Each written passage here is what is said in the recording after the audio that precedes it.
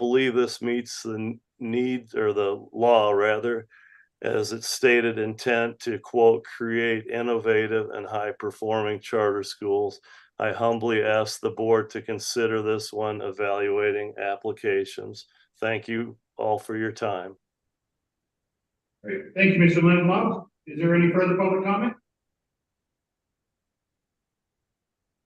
Further public comment? Okay, no more online, so we will now move on to the consent agenda.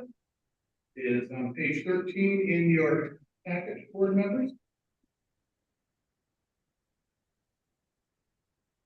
there a motion to approve the consent agenda?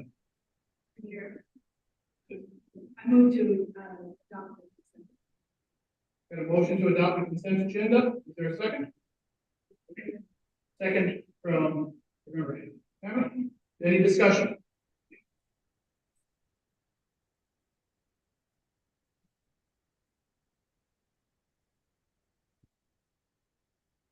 Is there anything out of the ordinary, unusual in any of our financials or anything like that? Not at this time, Mr. Chair. Okay, so any discussion on consent agenda? Public comment? All those in favor of adopting the consent agenda, say aye. Aye. Opposed? Carries. Okay, moving on. To adopt our agenda. Full agenda for these next 3 days. Entertain a motion to adopt the agenda. Chair, with the motion, is there a second? Second. Second from member Rasmussen. Any discussion? Public comment? All those in favor signify by saying aye. Aye. Opposed? Carried. All right, item number 1, chairperson's report. Sorry we got set up here. I was reflecting with McCall just how much we have gotten done in the last 2 months since we met. And got quite a list of different meetings between executive committee, got meetings with the governor's office and the charter commission, licensure accreditation, all of our subcommittees, multiple meetings with all of those. Also mixed into that, a couple of EMAS meetings, which I presented at and shared information to regional superintendents up in the northeastern part of the state. Also, an opportunity in October to go to a 4-day school week national conference in Oregon. I presented at that and also was a witness and heard a lot of great information. My intention to write a 2-3-page paper on the reflections on what I learned with that, and that is still sitting in my pending to-do list. And so I will get that finished at some point soon and share that. Also got an interview with the KXLH regarding the charter school applications, interviewed by Scott Rispin regarding the 4-day school week. And then last week was able to help coordinate a meeting with Representative Keenan regarding House Bill 872 and the money that went in for mental health. So very busy last couple of months. And as I continue to use the holy pulpit of my elected position in Richland County, I'll do it here as well and advocate for mental health.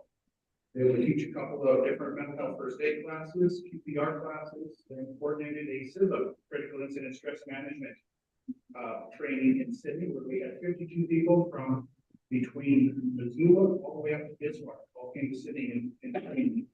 So continue to strongly advocate for everybody's mental well-being, whether it is in EMS services, first responders, school personnel, everything. So we all are on this rock together for a reason. That is all I have for my report. Any questions on anything? We'll move on to our executive director's report.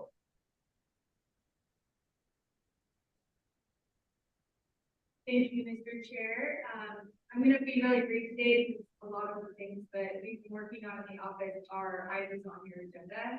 So I'll let others sort of weigh in on those. Certainly there'll be time for discussion in each of those items as well. Since our September meeting, Dr. Garth clearly stated that there's been a lot going on. We've been really focused sort of on 3 different areas in our office. The first is obviously charters. There's a lot going on with charters, both in House Bill 549 and 562. I won't take board member Hammond's thunder, so we'll give you an update on all of the public charter schools and sort of where we're at with that from the committee's perspective. But I do want to just make note that Chris and Julie in our office have really done a lot of good work to ensure that we were ready to collect different donations for either of those bills basically the tax. The charter school or the community choice school commission, the only way that they can get reimbursed for their time is through donation. And so Chris and Julie did a lot of work to get that set up for the later so that we can start collecting donations and then get those folks reimbursed at a reasonable time. Next, we've really been doing a lot on early literacy. You'll see a couple items on your agenda that I'm just really excited about. We'll have a panel tomorrow of folks from our Early Literacy Advisory Council that are going to really sort of give a highlight of the work that he did.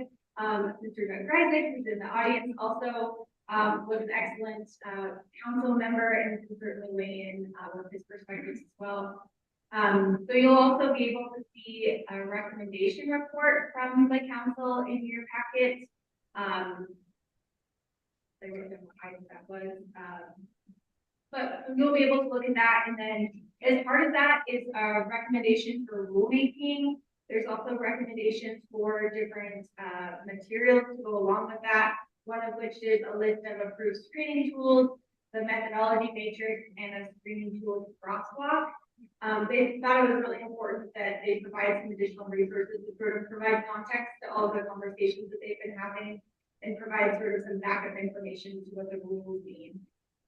And then lastly, we've been doing a lot of work on rulemaking. There are several different rules that are open right now.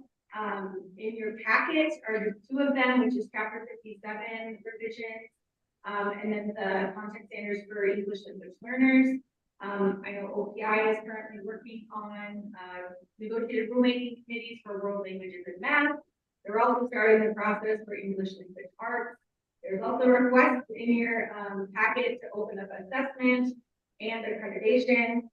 So those are things that we're just trying to juggle through the process for all of those, the timelines, and making sure that we don't overwhelm all of you with all of those when they get to the board level.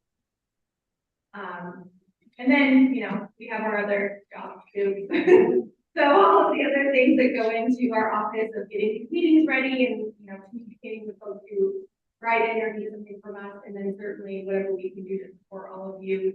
That is the highest on our list of priorities. We'll keep doing all things to make, you know, everything move forward. That's all I have at this point. I know you guys will probably have more questions later, but certainly happy to answer questions now if you have them. Anybody have any questions for our executive director? Well, Mr. Chair, if you don't mind, I just want to note too that our student member is not with us today. He had a medical accident and tore both of his biceps, so he will not be with us. But he messaged me last night and said he'll send a doctor's note if you need one.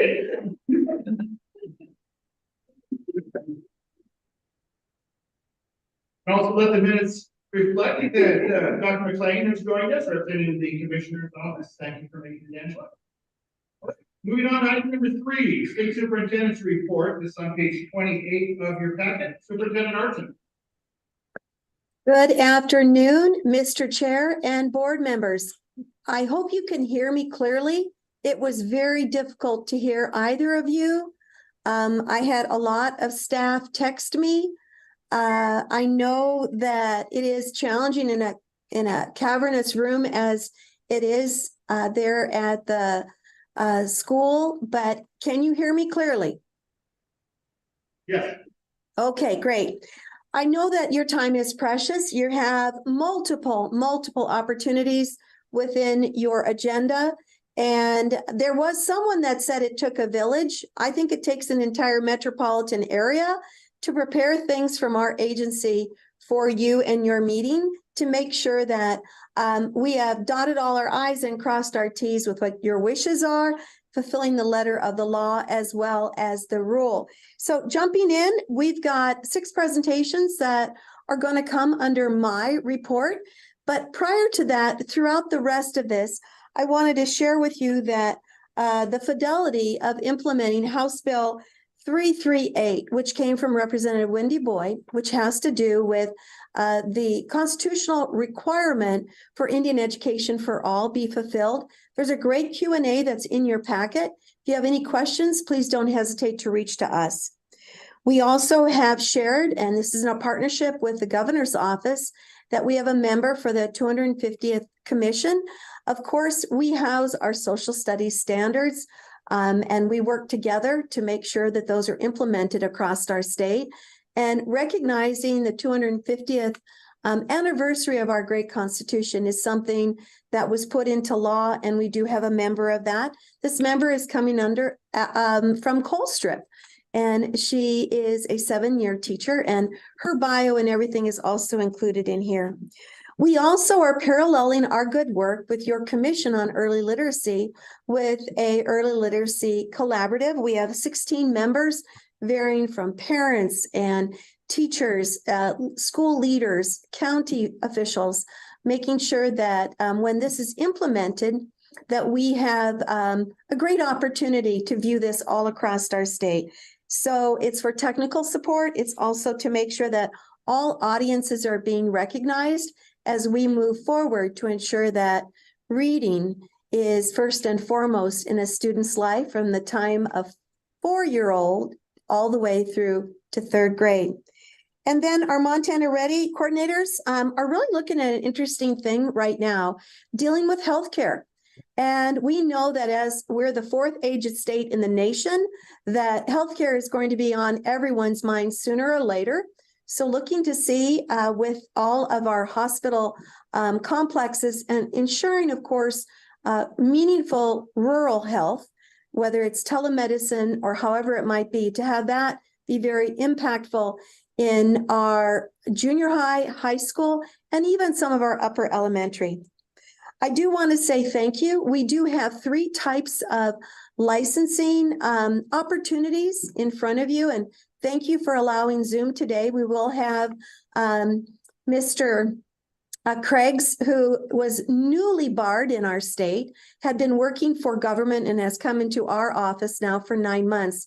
But just a great celebration that we have a new lawyer amongst us. He'll be here within you tomorrow in person and discussing 2 other opportunities with hearings and such. I do want to say we've got a great opportunity for you to ask questions within any of your work and actions or any informational items that you might have. But with that, Mr. Chair, I'll go ahead and have those 6 Office of Public Instruction employees go ahead and begin their sharing. And I think the first one has to do with assessment.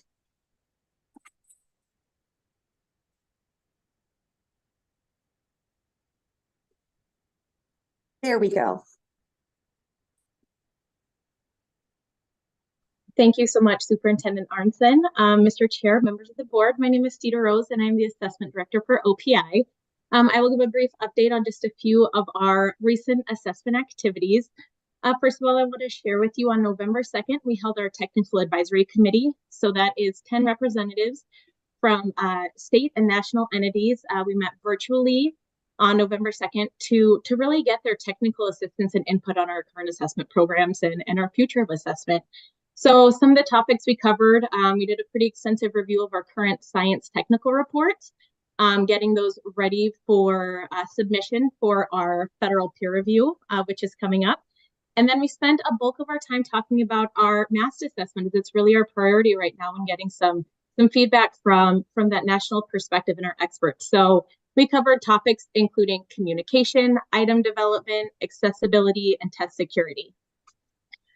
We are in our final preparations for submission of all of our science assessments. So that's the Montana Science Assessment, our alternate Montana Science Assessment, and our ACT for our federal peer review. We will be submitting by the end of December of this year. So a lot of cleanup and making sure we have everything in order, ready for that federal submission. I also wanted to provide some additional visualizations of our 2022-2023 assessment data that I initially presented to you in September. You asked for a few additional pieces. So in your board packet on pages 38 and 39, I've organized our summative ELA math data, two different ways for you to be able to see some of those additional requests. So the first way is longitudinal data by grade level, starting back in the 2016-2017 administration year. And then along with that, I've provided a few high-level takeaways from what we're noticing from the data. I also created a table, and this is one of my favorite ways to look at this data, looking at cohorts of students. So you'll see in that visualization that it's color-coded, so you can really see each cohort of students as they move through their grade levels to see their levels of proficiency. And it's really interesting to look. I've also put some pre and post-pandemic analysis in there, so you can see how each group of those students have recovered if we have full cohort data for them. I know there is a lot of data provided within your board packet. I hope these visualizations provide some additional insight into historical assessments and our last round of assessment data. And with that, thank you so much. Thank you. Any questions, Mr. Chair or board members, for assessment? Thank you, Stephen. This is very interesting, especially looking at that cohort and specifically looking at the 7th and 8th graders, what happened to them over time in the math. And it's very dramatic. Definitely. Yeah, Mr. Chair, members of the board, it'll be interesting to continue to track that as we get more and more of the cohorts that have pre and post pandemic data. So continuously will be a way that we look at that. Any other questions from the board? Yeah, Dr. Slinger. Thank you, Mr. Chairman. Peter, I'm really impressed with the dramatic increase in the 11th grade on the ELA.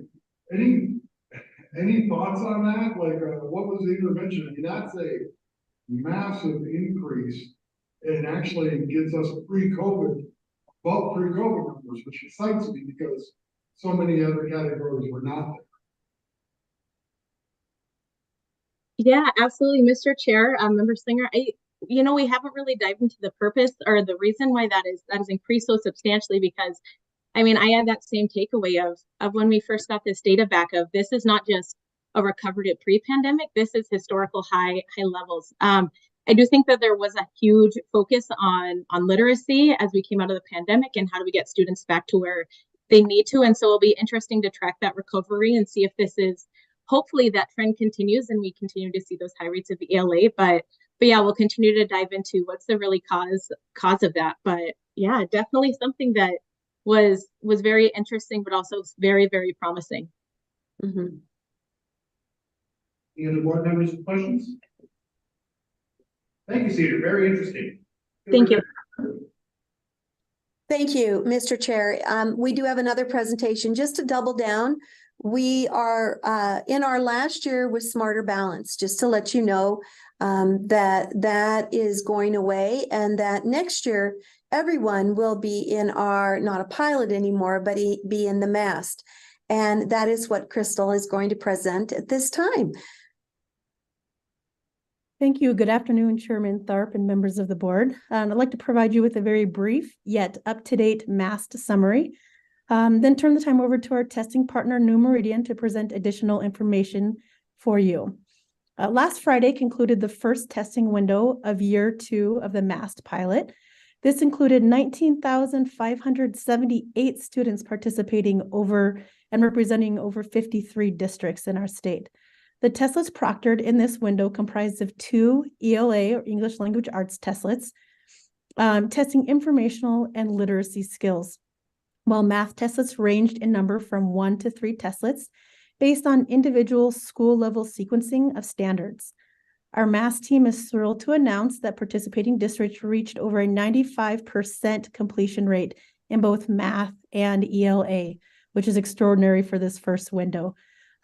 Yesterday, our team held the first scheduled feedback session, which included a variety of school roles and attendance to hear their perspectives on what went well during the first window, what challenges occurred, and how we can provide additional support and structures to continue to improve this innovative through-year assessment model. Next Tuesday, we will be partnering with our New Meridian team to provide a professional learning opportunity on score reports prior to the student score reports being released on Tuesday, November 28th at 8 a.m. Topics to be discussed during this webinar include reading of the score report and instructional implications for the classroom teacher. I'd now like to turn the remainder of our time over to Chris Gentile and Ashley Eden, members of the New Meridian team, to further discuss the enhanced value that comes from adopting an instructionally aligned through-year model as a statewide summative assessment, as well as an overview of key activities we are accomplishing from now until the peer review submission in December of 2025. Thank you.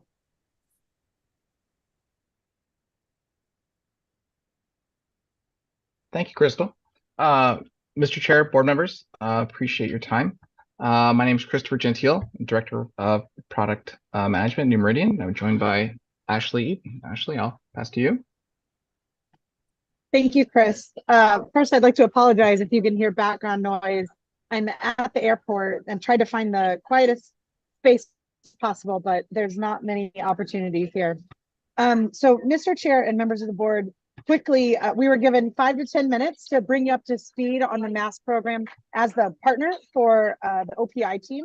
So we have 2 quick slides, which if we have the capability to bring up, we thought would make it quicker. So if anyone could give Christopher access to bring up slides. If not, we can talk through. I should be sharing now, I hope. Great.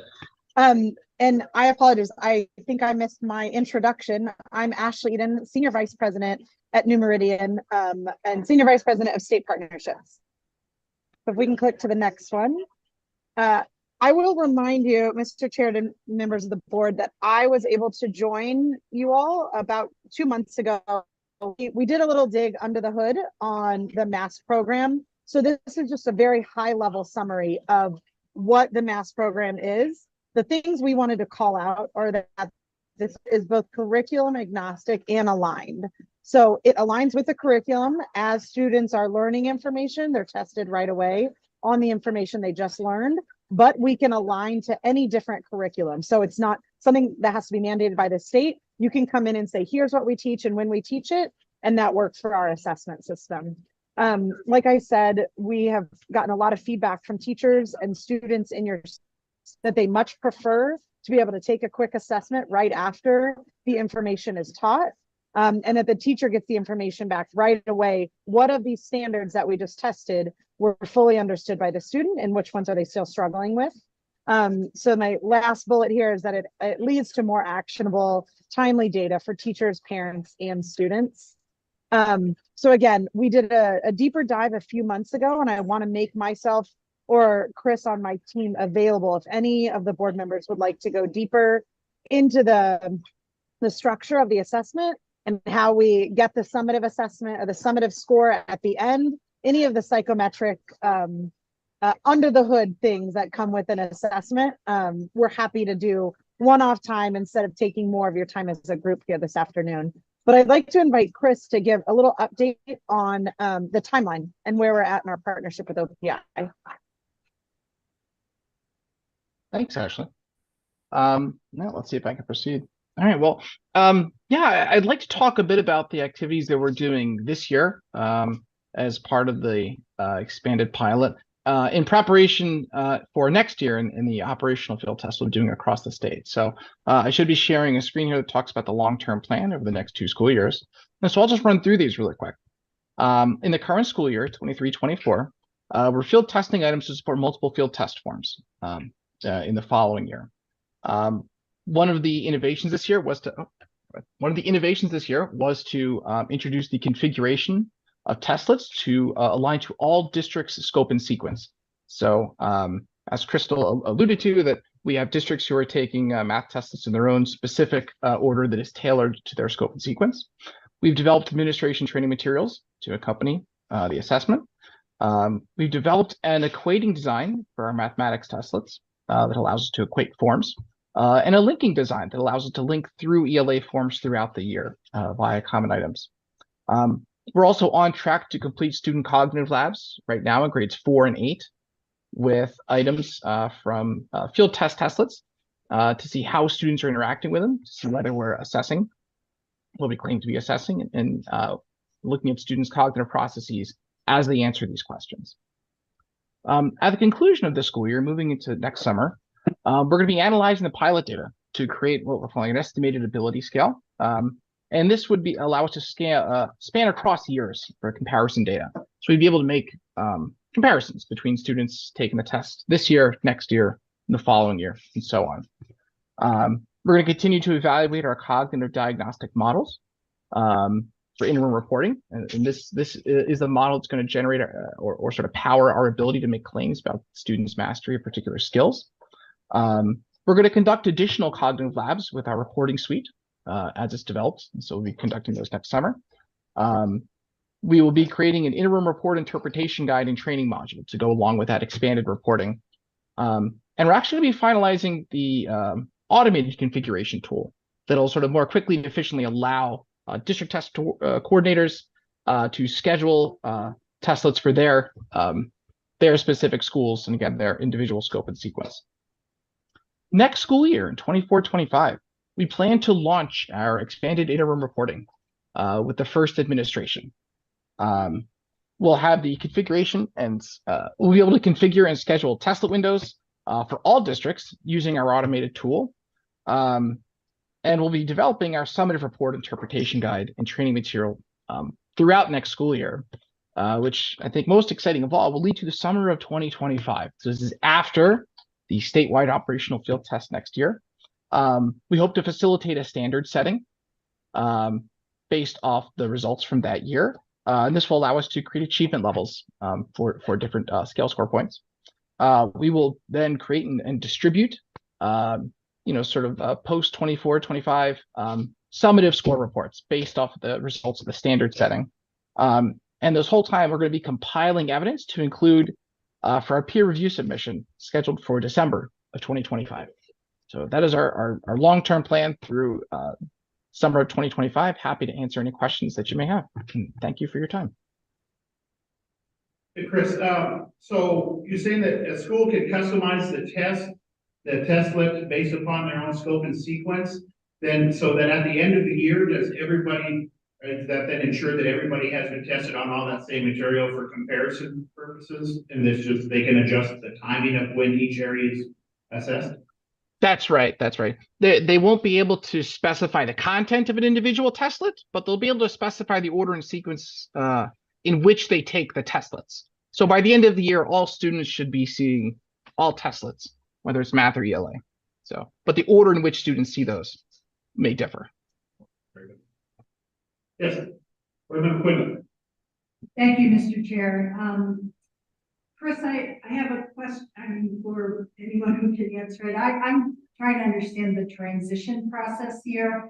And I heard you say that we are field testing in 23-24 with a cohort, well, a group of 20,000 plus students. And then next year will be the statewide field testing, so the 24-25. Superintendent Arnson said that this is the last year of SBAC. So I guess my question is, in 2024-25, if we're still field testing, is that going to be able to be a baseline year for us, or will that not occur until the following year?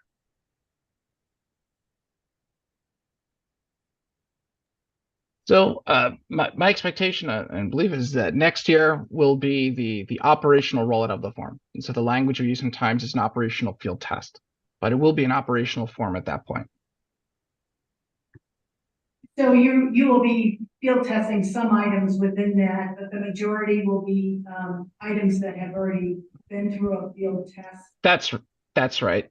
Every item that's going to be administered next year in 24-25 as part of the operational form will have been piloted as part of the small scale or expanded pilot this year and last year. So there'll be no items that will count towards an operational score provided to students next year they haven't already been tested. And Chris, I just want to add to that really quick. Because of the participation that OPI was able to recruit so many students in schools for this year, under the 23-24 column, we feel quite confident with all of the research we need to do to roll out an operational assessment for next year and do all of those linking studies. We have enough participation by all student groups to make sure that we're ready and set to go for a full statewide rollout the following year. Great. Mr. Chairman, I have a follow-up question. Crystal, I think this is a question for you. So for SBAC, the 22-23 school year has all the students in the state. For the current year, the year that we're in, there'll be 20,000 fewer students in the SBAC taking the SBAC test because they're taking the mass test. So I guess that's a question, is how valid will the this year's data be? I understand it's probably fine for any individual students, but how do we look at that and conclude anything at the state level, because we have removed 20,000 students from the cohort? Chairman Tharp, Member Quinlan, I think that's a great question. I don't know if I have the skill set or the knowledge to necessarily be able to answer that. But I do want to confirm that you are correct that those students who are participating in the mass pilot this year will not be participating in the Smarter Balanced Assessment in the spring of 2024. As far as how that affects, our statewide publication of that data, we know that our federal testing waiver ensures that we do not have to communicate testing data on those students that are participating in mass, and we have a waiver from that. But, as far as the data trends and whatnot, when you remove nearly a third of the students who are able to participate in a year-long summative or in a summative score at the end of the year, I don't know if I have the expertise to be able to answer that, but I do open that up to either Chris, Ashley, or maybe even Cedar would like to participate in that conversation if they feel willing.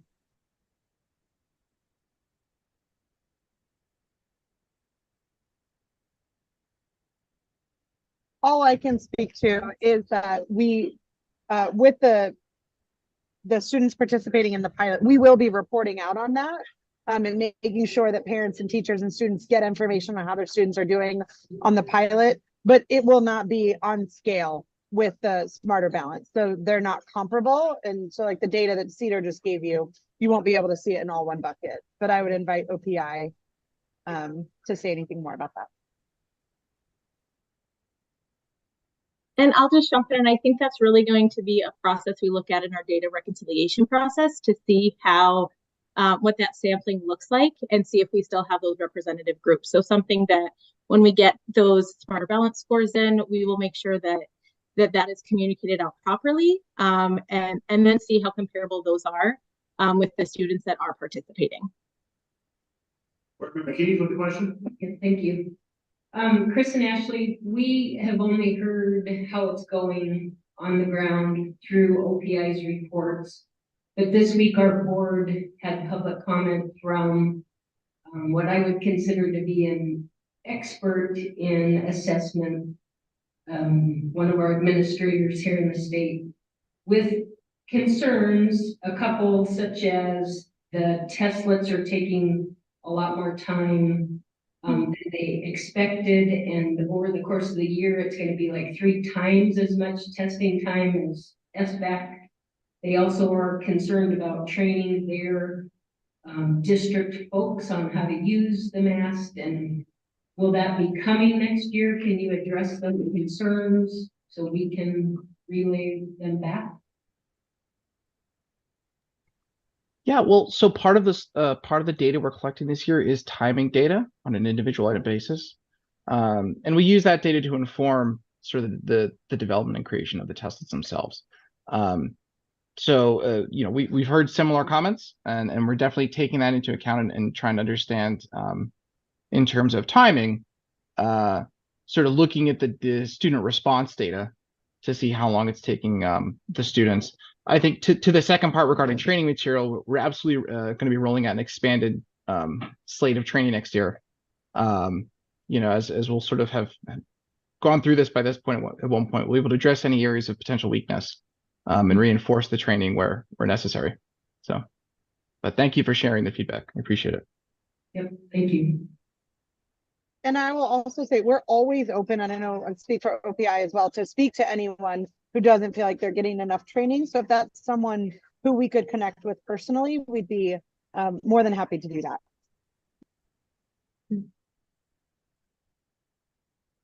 Great questions. If I could just interject as well. Thank you, Mr. Chair. Reminder again, we're testing the test questions themselves for the validity of them. It's not just that we're rolling the same questions from Smarter Balance into this model. And I think that in itself is where some of the angst might be as well, because they're different. We want to make sure that the questions indeed do reflect the learning, but also are strong enough, not just for validation, but strong enough to reflect that learning, so that they're not too easy and they're not too hard or too difficult, but that they are just right. But again, I double down on anyone who has any question or query. We would be more than happy to reflect on what does that mean. So if we have 60,000 students that can be tested in 3rd through 8th grade and 20,000 right at this point, that means we have 2/3 that we need to make sure are ready. And Cedar has got a great opportunity, along with New Meridian's partnership and with Crystal, to open up this springtime an opportunity for those other districts that did not participate either last year or this year to really recognize what does next year's impact mean, and really help our teachers recognize that this is a tool for them as well as an accountability factor for the federal government. And doubling down again that parents' reactions to this test is so important. That's the one thing strongly that we heard from the Department of Education, was to make sure that parents are recognized throughout this entire process.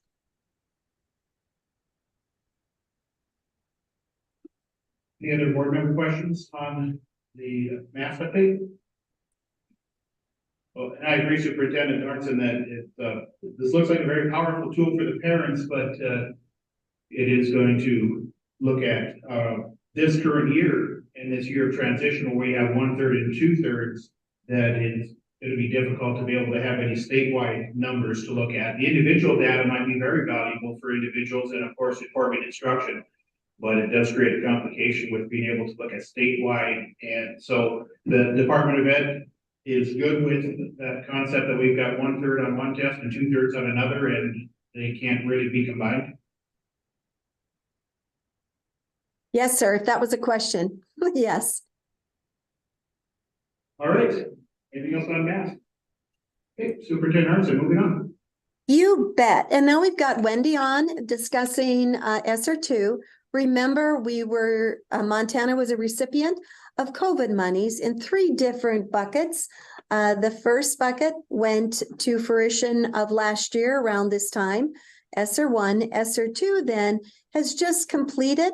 And then we have the opening of ESSER 3, but all along school districts have been able to manage that. And that's the one thing I want to say. This has been an infusion of dollar, and very, very proud of the creative, unique ways, not just to enhance learning itself, but to enhance the learning environment for children and also for staff. So Wendy? Thank you, Superintendent and Chair and board members. My name is Wendy Fons. I'm the ESSER and EANS Director, and wanted to kind of go through, I know there's a handout on page 45 and 44 and 45, I think, in your packet. However, I can share my screen if that would work.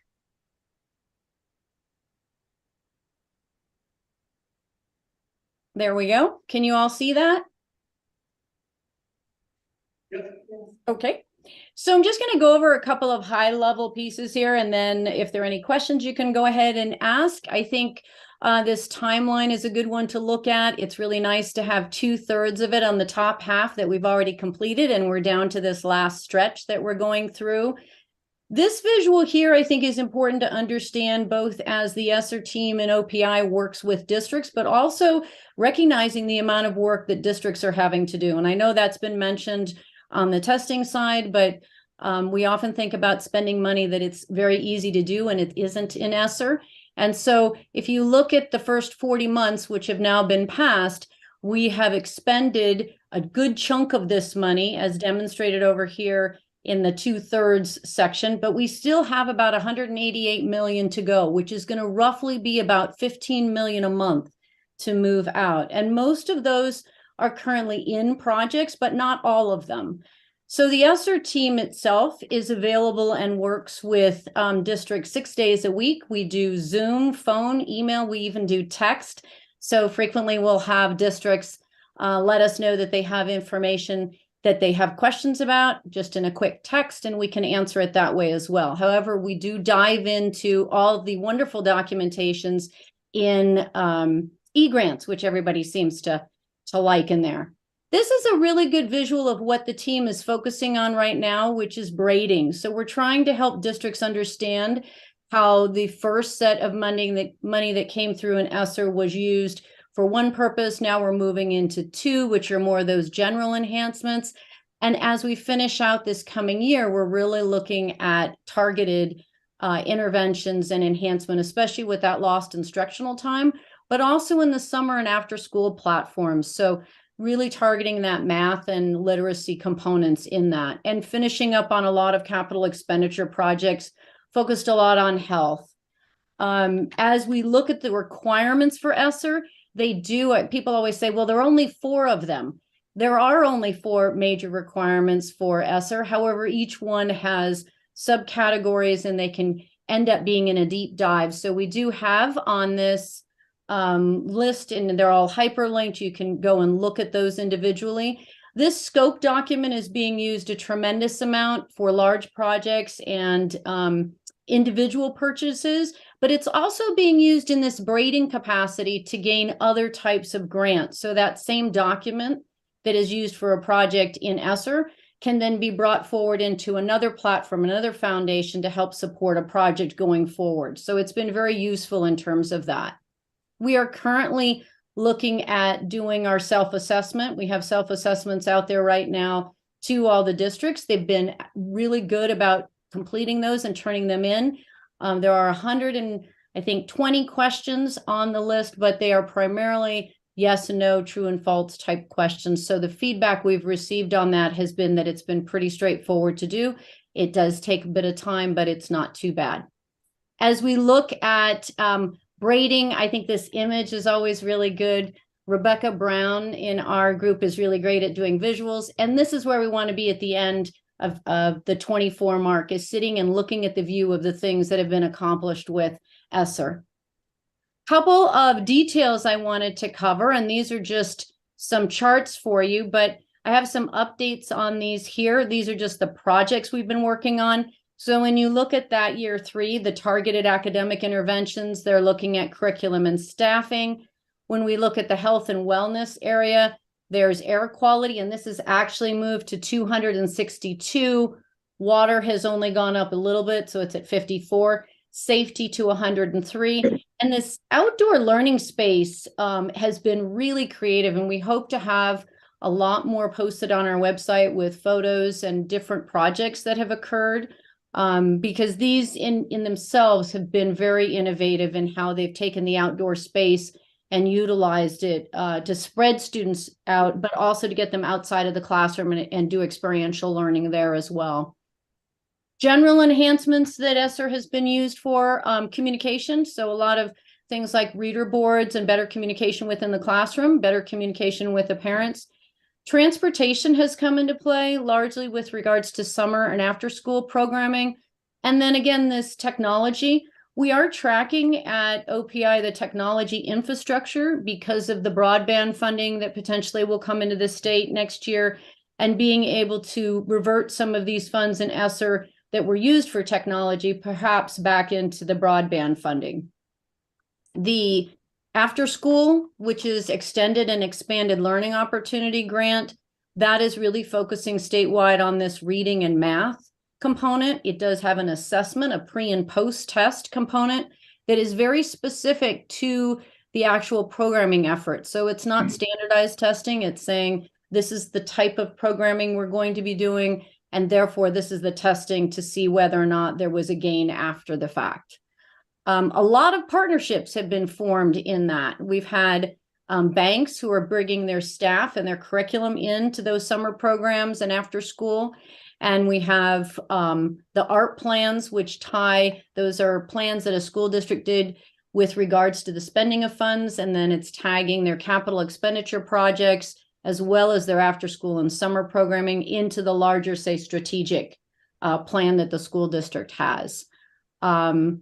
There are a tremendous amount of after school programming and efforts in ESSER just in general that are also being used on that mental health, providing those services to districts and both to the staff as well as to the students themselves.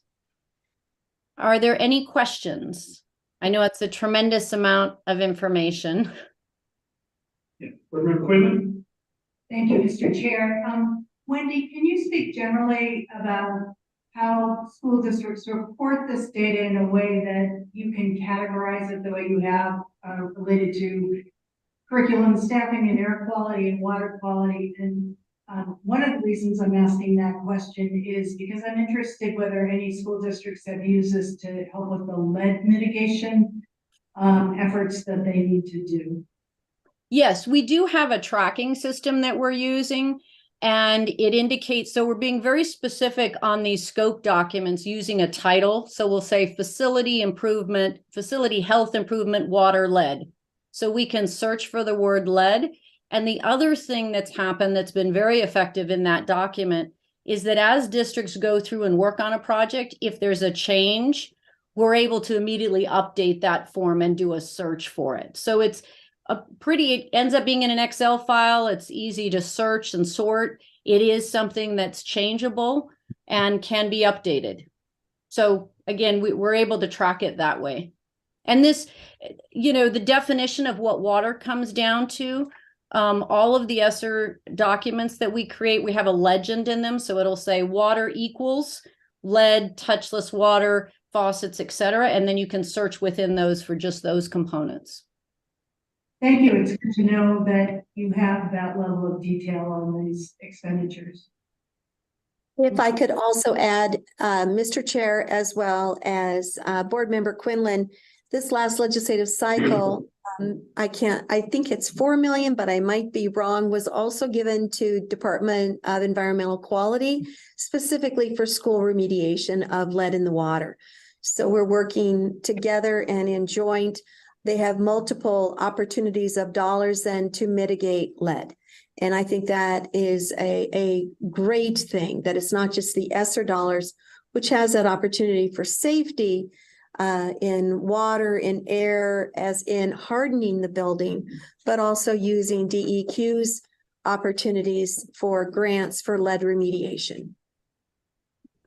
And that is actually one of the areas where we're trying to braid. So we've had conversations with DEQ in that some of their funding can only be used to bring water changes or infrastructure right up to the school building. And then once it hits the school building, ESSER funds can take over at that point. So we're actually able to, when I had conversations with Greg back in, I think it was 2 months ago, we could tag all of these water projects and say, these are ones that may want to be considered for your funding as well. So we could actually match those that way. Mm-hmm. Thank you. Mm-hmm. Board member questions on ESSER? Wendy, I've got it on my calendar to do my self-assessment Monday afternoon. So thank you. Any superintendents watching? That's due November 30th, right? Yes, it is. Thank you. All right. Thank you, Wendy. Okay, moving on, Superintendent Arnson. Thank you. I would also like to just tag on to this ESSER discussion. We have used some of our ESSER funds to go to MSU, and we have their economic department that is doing a thorough review of all the data from schools, the dollars that are attributed to it, and very proud that MSU will be gleaning and giving this information to us before the next session. And then just also doubling down on that, in 2025 will be a decentennial study of our school funding formula. I was very honored to serve on that in 15. So in 2025, in the interim, that'll open up again. And ESSER, of course, these 0.6 billion added dollars will be a view of where that would be. But not to delay anymore, we have Crystal here that's going to discuss accreditation. Thank you, Superintendent. Good afternoon, Mr. Chair and the board. I'm Crystal Andrews, Director of Accreditation and Licensure. I will keep it brief. I always know when I'm towards the end of this, I should be quick and to the point. So I don't have a presentation. Starting on your in your board packet on page 47, I have highlighted some key updates from when we gave you updates last for our accreditation process. And I think the best way for me to summarize what we've done in the past 2 months is professional development. My team has provided 8 opportunities with our districts across the state about our accreditation process. We're really digging into each area that will be expected and due in March of this coming year, 24. And we also partnered with SAM for one professional development opportunity and had over 100 administrators, so many in fact that I don't think they were all allowed into the room. So it was a great turnout for letting them know what this process looks like and the pieces that will be expected for this year. We received a recommendation to focus in on small and rural schools. We took that into consideration and provided PD to those in the beginning of this. I guess it was just last week. Geez, it feels long ago, but that was well received. We had a great turnout for that as well. So any suggestions that we are getting, any questions, we are accommodating and trying to help districts the best that we can. As I said in May, this is our coach year. This is where we're trying to coach and model what this process will look like for year one. The superintendent was very clear in saying she wanted this to be a slow rollout. And so that is what we are doing and providing that professional development to all of our districts. We have more upcoming professional development, and then we will start providing work sessions. We'll have work sessions that virtual, where we will literally be on Zoom, just waiting for districts to come in and show us anything that they would like to provide for their process. We are also traveling some across the state to try to have that in-person, face-to-face. However, I have told districts, since this will be a virtual platform, it'll be online where they're submitting all the information. It honestly may be easier to jump on and share their screen and show us what they have or questions that they have. So the in-person is an option, but we will have many opportunities for virtual sessions as well.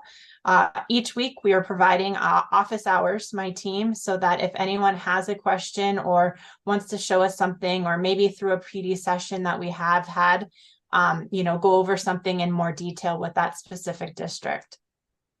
All of our professional development opportunities have been recorded, and you can find those on our accreditation webpage along with the PowerPoint. I will say we just had one this past Monday we invited the IFA team, Mike Jetty and Zach Hawkins, and it was extremely well received and it really talked about how the IFA component is in the new accreditation process and what that could look like. So that is up on our accreditation website as well.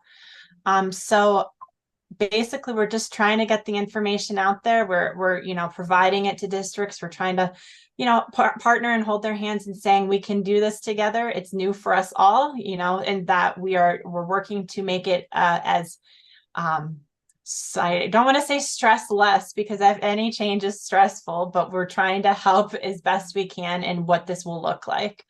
And so for that, again, all of the information you can find on that accreditation webpage. We also have an accreditation specific website, a Google site, where we're putting a lot of sample evidence that my team's created just as like mock evidence or mock samples, just to say this is what it could look like. Of course, it would be district specific, but just giving a little bit more information and templates for districts that are needing to submit, pieces of evidence for the integrated strategic action plan. So a lot of information is out there. We're trying our best to get the word out. And continuing on with that effort and providing PD in the months to come. So thank you. I stand for questions, and it's great to see you all today. Thank you, Crystal. Yeah, the different groups that I'm a part of, the the anxiety over the new assessment is probably at the top of the concerns that are being shared by the various administrative groups that I'm part of. So I just keep telling everybody, just get on, start, and bottom line, you gotta get started with something and make an effort to get things rolling, and that your division will help them along. Do we have questions from the board? Yes, remember. Thank you, Mr. Chair. Crystal, did you give us the name of that website? Can we access it just to look at it? It's just on if you I can send it, or can I? We don't have chat here. I will send it to Chris to share out with you. It's on our accreditation webpage. There is it's actually, if you look at on page 47 of your packet, it is the second accordion file. Or maybe the first one. I will send it to you. I'll send it to Chris to share out with you, but it's right. You click on the accreditation web page, the OPI web page, the accreditation page, and then there's a section to click on the website. But I will get that information. I know I'm not making that very clear right now, but I will get it to you. Thank you, Chris. Other board members, questions? Sure. Yeah, good. Thanks for your Thank you. Crystal, can you tell us, is there going to be another presentation like the one you described that you had such great attendance at? I know that people have been reaching out and asking for more information. Since you had so many turnout for that one, is there any plans for another opportunity like that? I believe that the SAM team, Mr. Watson had asked if we could do one again, and I said that we just want to get the information out. We are providing many opportunities just within my team, but we will never turn down an opportunity to have those join us and get, the information out to them. As I said, they're all I'm not sure if that one was recorded, that would be with them, but all of our sessions have been recorded. So, the information's there. And a lot of the times we've been asked if we could record, just because people can't necessarily make all of them. But, we are, like I said, that's our sole purpose and job right now, is to partner and get that information out. So if another one is requested, we will absolutely make that effort to host another session. Thank you so much. Any other board member questions? Thank you, Crystal. Superintendent Arntzen. Thank you. Thank you. Good job, Crystal. On to the next one. I know time is precious and you gave me an hour. We're going to squeak in this one. Besides data modernization with our CIO, Mr. Sinrud. Good afternoon, Mr. Chair and board members. And I'm not going to pull up the presentation. It's on starting on page 48 of your packet. On there, we have the link to the modernization webpage, the main report that I think we had to submit these before we had our last report out. But if you go to that page where the modernization is, you can find a link on the main OPI page on the far right, and towards the bottom, it'll have all that information as to what's going on. Basically, the latest activities that we've had since the last time we spoke, we received our assessment documents. That was to analyze our systems, try to figure out a game plan for the future with those. We've been analyzing those and looking through those. But at this point in time, as you all know, it's EDFAC's reporting season, and we have some of the other exciting modernization pieces that we're working on, including, and what I'm really excited about, is getting the data from our Infinite Campus state site to the data lake and get that data moving up there, so then we can start implementing the unified insights, and then after that, the community engagement. Those are really the next steps, and we have basically in the timeline, we have all that work to do and try to get that prepped and ready to go by June. So we're headlong into that. The other exciting news, just talking about the accreditation with Crystal, we have that work going on to build that system, actually configure that system in conjunction with what we have going on with the TMT. And we have the initial collection of the acknowledgements and whatnot coming in January. That project is supposed to finish up the end of March with a couple of weeks to figure out if we have any loose ends to tie up in April.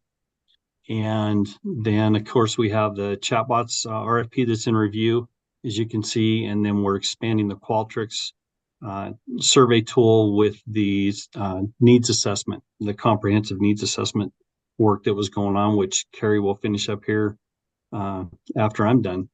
The other pieces that are going on, once we get that data up to the data lake, are really the unified insights, which is essentially high performance gems, as I've stated in the past, along with community engagement, meaning that data that we do have will be securely and notably shared with the correct audience. So we're not sharing out any data that's not supposed to be by law. We're taking the security of these things extremely serious. So we want to make sure that the correct data is being shown. But we're not quite at that stage yet. We're just trying to get that data moved up so we can get that out and have everybody take a look at what we can share. So with that, the last page of that, let's see, what page would that be? Page 50 of the packet. It has our timeline where we're at. And so we have June for the connected intelligence, which is the data lake deployment, as well as the unified insights. So I stand for any questions. Thank you, Chris. Any board member questions?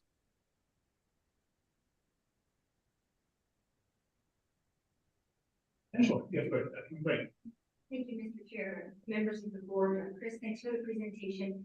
I'm just reflecting back on the conversation from last May, and I recall that when the data goes to the data lake, that is when we can communicate the data to the multi-university system. So is that still on target then for what I see here? Is that the June 2024 piece? We'll be able to see that. Mr. Chair, that was kind of hard to hear the question. Can you pull it a little closer? Sure, Chris, sorry about that. So my question is, I recall the first time I saw your diagram in the data lake and the data going to the data lake and then the deployment there. And it seemed to me like that is when the data connected to the university system and we would be talking at that point. Is that still the case? And can we anticipate that for June of 2024? We're looking into that. In fact, we have been discussing sharing the data that we're allowed to share with OCHI and with DLI. We have monthly meetings going on to discover what pieces that they have for that. So we are preparing for that. In regard to the timing, I would hope that we could have something by June, but that's going to be part of the project that we'll be looking at and not necessarily have a definitive time for, but we're hoping that we will have something by June. Once we get the data up into the data lake, then we can handle and deal with those types of connections and whatnot. But right at this point, our focus is trying to get that data up there and make sure that the data is clean and easy to handle for us. So we're hoping so, yes.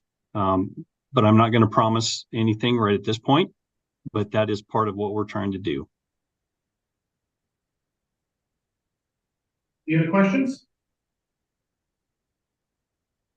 Thank you, Chris. Looking forward to seeing how this all comes together in the end. I know it's something we've been talking about for quite a number of years, especially with all the data that OPI holds and all the data that OCHI holds, and then figuring out how to get it to talk to each other to guide our decision making. Thank you, Chris. You're very welcome, Mr. Chair, and I God willing, will get this done before I can retire. All right, Superintendent Arnson. Thank you so much, Mr. Chair. Put a little bit of tech humor into there, Chris. Thank you. Our last presentation, again, thank you. We're 10 minutes late. I apologize. You have a very, very busy day and tomorrow and the next day as well. Carrie, let's talk about rigorous action with our ESSA plan. Thank you. Good afternoon, Mr. Chair and members of the Board of Public Ed. My name is Carrie Koba. KOUBA for the record. I am the Senior Manager for Department of Improvement and Engagement here at the Office of Public Instruction. And I'm here today to provide an update on the process of us moving forward with updating our wording in our Montana ESSA plan regarding rigorous action. So the Montana ESSA plan outlines the accountability system, and in December of this year, we will be running the accountability system to include the exit criteria for the first time. So schools who have been identified as comprehensive support and improvement since 2018 that don't exit will fall into the federal term is what we had called a rigorous action. And so on page 52 of your board packet, it outlines the wording that we're trying to address in the ESSA plan. So currently the verbiage where it says that schools not making progress will receive support through an additional interventions and intensive supports from a 3-person OPI and district level team, we are wanting to reword that to what is below. And I know you can read that, but I wanted to just point out a couple of different things that are in here. It's through a tiered approach. And what I mean that tiered approach is differentiated support of what that might look like.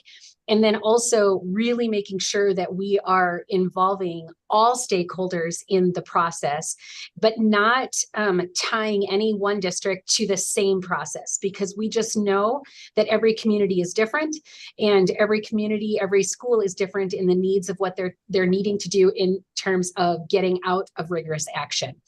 And so by doing so, we are nearing the end of the process of, we've already sought public comment. We've sought input from Macy, sharing information with Ed Intrum, and now with you all, we will be sending a letter to the governor's office as well. But our goal is to send that request in early January, and then to the Department of Ed, and waiting 120 days for their response. But in the meantime, we're not just sitting idle. We are working with outside agency in creating resource guides, if you will, based on that tiered or differentiated support to help with districts in the process of moving forward in their plan with rigorous action. So that's what I have for you today. So I stand for questions at this time. Thank you, Carrie. Any questions from the board? Okay, that's it. Thank you. Thank you. Arnson, thank you so much to you. Do you have anything else to add?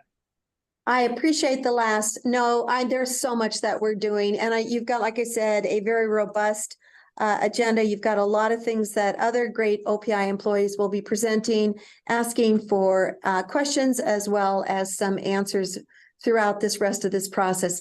Blessings to you all as we serve our children. Thank you. Thank you, Elsie. Commendations to your staff for keeping it very informative and keeping it very tight for us. Thank you. Thank you. Great. Moving on, item number 4, Commissioner of Higher Education, Dr. McLean. Thanks so much, Mr. Chair, members of the board. Good to be here. My apologies at being late. I think this is certainly the week where folks come for the game, but they stay for the meetings, and I have been up to my eyeballs, as I'm sure all of you are, for the next 3 days in multiple meetings. So I hope you'll excuse my tardiness this afternoon. I do have a couple of good and positive things to update the board on since I last visited with you in September. Before I do that, I would just like to signal my heartfelt appreciation for the superintendents in the room for the great work that they do and the partnerships that they have with our office and with our campuses across the state. In particular, I had the privilege to spend a lot of time with the 2 superintendents in the very back of the room, and we did a lot of great work on the part of students making the K-12 to college connection, and they're doing remarkable work with the communities in their school. We appreciate for all of that. Additionally, Dr. Doug Reisig has been at this as long as anyone, and it is always good to see him. And I continue to watch the fire and appreciate all the good work that he provides across the state. So good to see all of you. Thank you so much for the good work and the partnerships that you continue to have with our office and with K-12 schools across the state. And so just a couple of real key updates here, things that we're going to talk about for the next few days of the Board of Regents. The first one is the American Indian and Minority Achievement numbers. I am just out of, in fact, our AMA Council meeting at the University of Montana. And at the end of that meeting, we had a panel of students, 2 of whom are currently on campus and 3 who drove down Highway 93 with their principal, Sean Hendrickson, to be part of a panel. And they answered questions that were some prepared and then some they were asked by the audience at the end of the conversation. And they provided us with some very helpful insight as to what we could be doing to better support them onto our campuses. Everything from making sure that we're talking about American Indian student programming when we come for recruiting visits, to making sure that when we invite them to events on our campus, that we help to connect them with others who might be going. So it's all about creating a culture of connections and a culture of communities for our American Indian students. And I think that that's one of the things that we've begun to do at a very strategic level. And while we know we're sitting on some pretty good data right now, we always need to glean new insight as to how we can be doing it better and serving our students better. And so with that, I'll move into some of the data that I'm going to share with the board over the next few days. Right now, we have the highest American students enrollment that we've ever had in the Montana University system. And this year we had gains at almost every single one of our campuses in American Indian student enrollment. And in fact, we only had 2 campuses who didn't show gains this year. We're only a couple of handfuls off from having those campuses also have gains.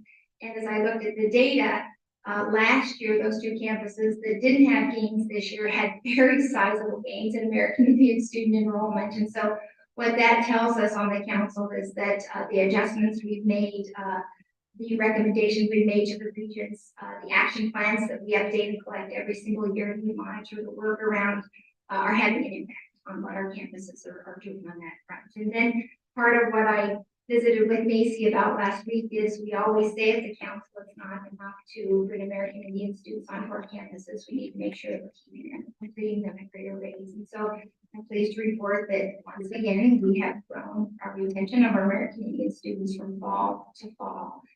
And then we will also mention to the regents tomorrow that we're posting growth in American Indian student graduation rates at the 4-year level as well as a 6-year level. So some pretty good data points, but we know that there's still a lot of work for us to continue to do. And that's exactly why we had that student panel provide that unique insight on that. And then tomorrow we'll also hear from President Corey Sangre from Stone Child Community College, where we have a number of partnerships moving forward. One of the partnerships we have with all of our tribal colleges allows us to support through legislative investment HISET for adult learners in their communities who want to go to college or who want to earn a high school equivalency. And so we work with them on that. One of the efforts that we're working to connect our tribal colleges to now is a course sharing effort, an effort that board member Slinger knows very well. And basically it allows students to seamlessly sign on to a class that might not be offered at their home campus. And everything else is done on the back end that they don't have to see or deal with, everything from the admissions to the enrollment to the financial aid pieces. And it's working pretty doggone well. And we think that the next best step for this effort is to see what we can do to support our tribal colleges onto it. And we're excited that Peck Community College as well as Stone Child Community College are going to sign on to that with us. And additionally, I'll highlight tomorrow a whole nother group of items that we're working on very successfully with every one of our tribal colleges, 2+2s in educator prep, healthcare efforts. We just worked with Salish Community College and the national partner that has come to Montana to work with us, Education Design Labs, to create micro pathways. We just signed up Salish Community College to be the very first tribal college, not only in the state, but in the country, to be an Ed Design Lab campus. And so I'll move into the Ed Design Lab conversation that I first brought to you in September. Through this effort, we have since then signed on every single one of our 2-year colleges, as well as Montana State University Northern and the University of Montana Western, to an effort with this national partner, and we're their 4th cohort, where we will develop micro pathways that are designed to, in this case, get Montanans the credentials that they need in a year or less. And yesterday we had Missoula College, two very important meetings around a better understanding of how to get there. One was a student focus group where we had 9 students, all at different places in academia right now, provide insight into what it is they're looking for. And then the second effort we had in the afternoon, and we brought in the folks from Better Health. We brought in their chief transformation officer, their HR person, and a certified medical assistant, and they conducted what is called a T profile, and we heard from the professionals about the skills that their students need to lead a program with. And one of the highlights that I will share that emanated from the conversation today is the priority is the skills rather than the degree. And so we're focusing on building programs through our college campuses that will help students develop the skills that they need in these high demand fields. And so that is moving right along. I'm hopeful I can tell you right after the new year that we will have launched perhaps our very first micro pathway. So things are moving pretty fast on that.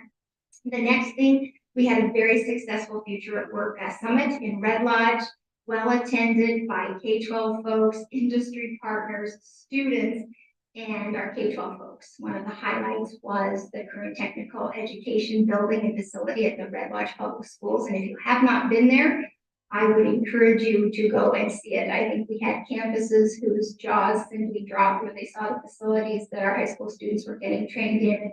Really, that whole program, Future at Work, is designed to ensure that more of our high school students are leaving high school with a workforce-ready credential. And we're on track to continue to deliver those from Miles City to Missoula and every place in between. So some really good work happening on that front. And right now we're working on planning for next year's Future at Work Summit. And when you come to campus, I believe the EDIC joint meeting is Friday there on campus. I have some cool Future at Work swag for all of you to walk around and wear proudly. And then finally, I'll just close with a great big thank you to you and to all of our K-12 counterparts who helped us yet again hit a brand new record when it comes to Apply Montana and the number of applications that high school students made during those first 2 weeks of October. I tell everybody, and I told the regents last time when we met in September at the mic, that whether it is workforce training or whether it's a certificate or a bachelor's or a master's or a doctoral degree, Apply Montana is the access point for all of those things. And so we're introducing our high school students in a very strategic way to that access point to a post-secondary opportunity that can look entirely different from one student to the next. And so with that, Madam Mr. Chair and members of the board, I will conclude my report and take any questions that folks have. Thank you, Dr. McClay. Any questions? Thank you, Mr. Chair. And Dr. McClain, this is a question. If you're planning to answer it in one of your other presentations, you can just tell me that. But can you give us an example of a micro pathway and how that will position a student to be ready to move into deeper into higher education, post-secondary education, whether it's a 2+2 program or whatever version? Mr. Chair, members of the board, or Member Quinlan, that's an outstanding question. The first thing that I want to stress with micro pathways is that they are designed for learners who will be at all levels. And if a student, perhaps a K-12 student who has some dual enrollment, is interested in a micro pathway, perhaps for certified medical assisting, they could bring in any dual enrollment credits that they might need if that is becomes part of the pathway, and then complete any 21st century skills that the employer has deemed to be part of that pathway, and then complete any technical skills that they might not have gleaned from any of their dual enrollment courses. And those three components, perhaps their dual enrollment, their technical skills, and their 21st century skills, would be built into a pathway, and a student ready would be work ready to lead, in this case, perhaps the CMA. And so micro pathway could consist of any number of things, something that provides the student the technical skills, the 21st century skills, and those work ready skills.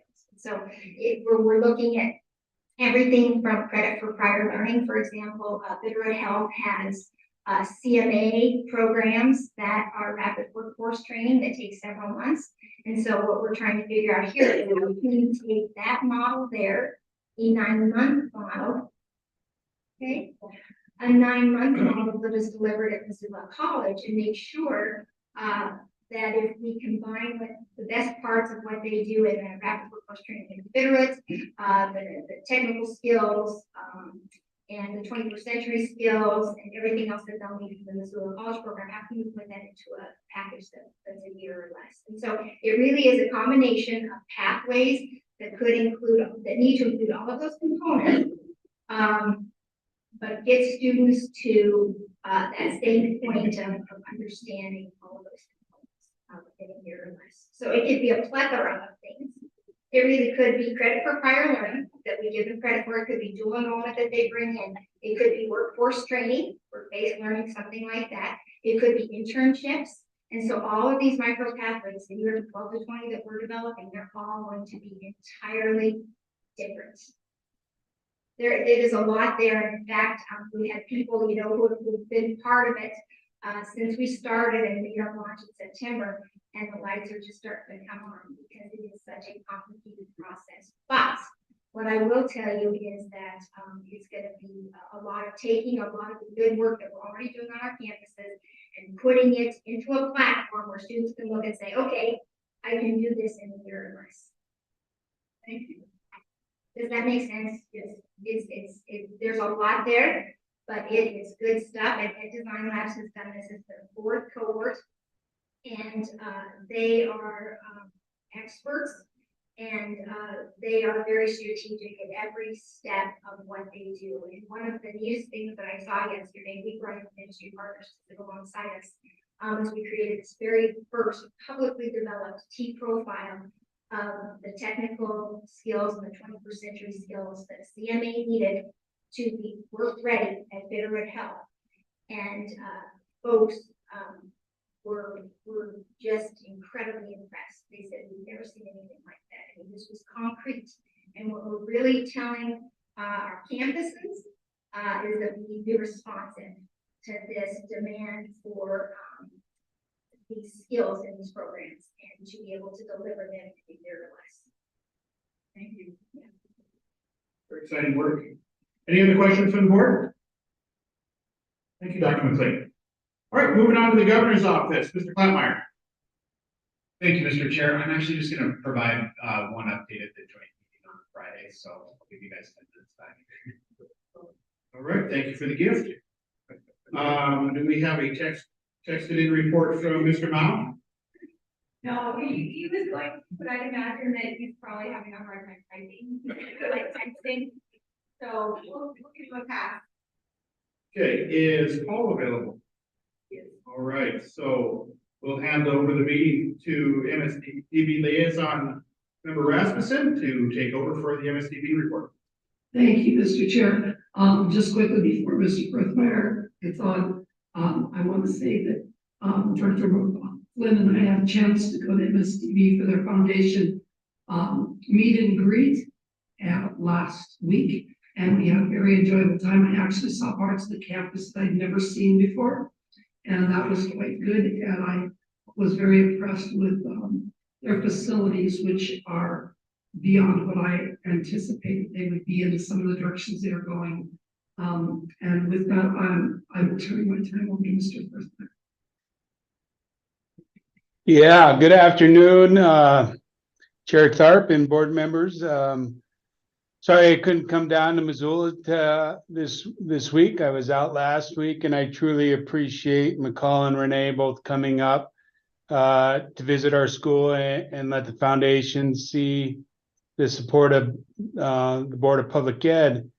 One thing that was very good about that, and I would be interested at some time talking to McCall and board member Rasmussen, is last year we began a student ambassador program and want them to kind of take control of our school when it comes to showing people what we do and what makes us special. And last week was the first opportunity they had to show their skills. And so The students led the tour around campus, and tomorrow they'll lead a tour around campus when we host Leadership Great Falls.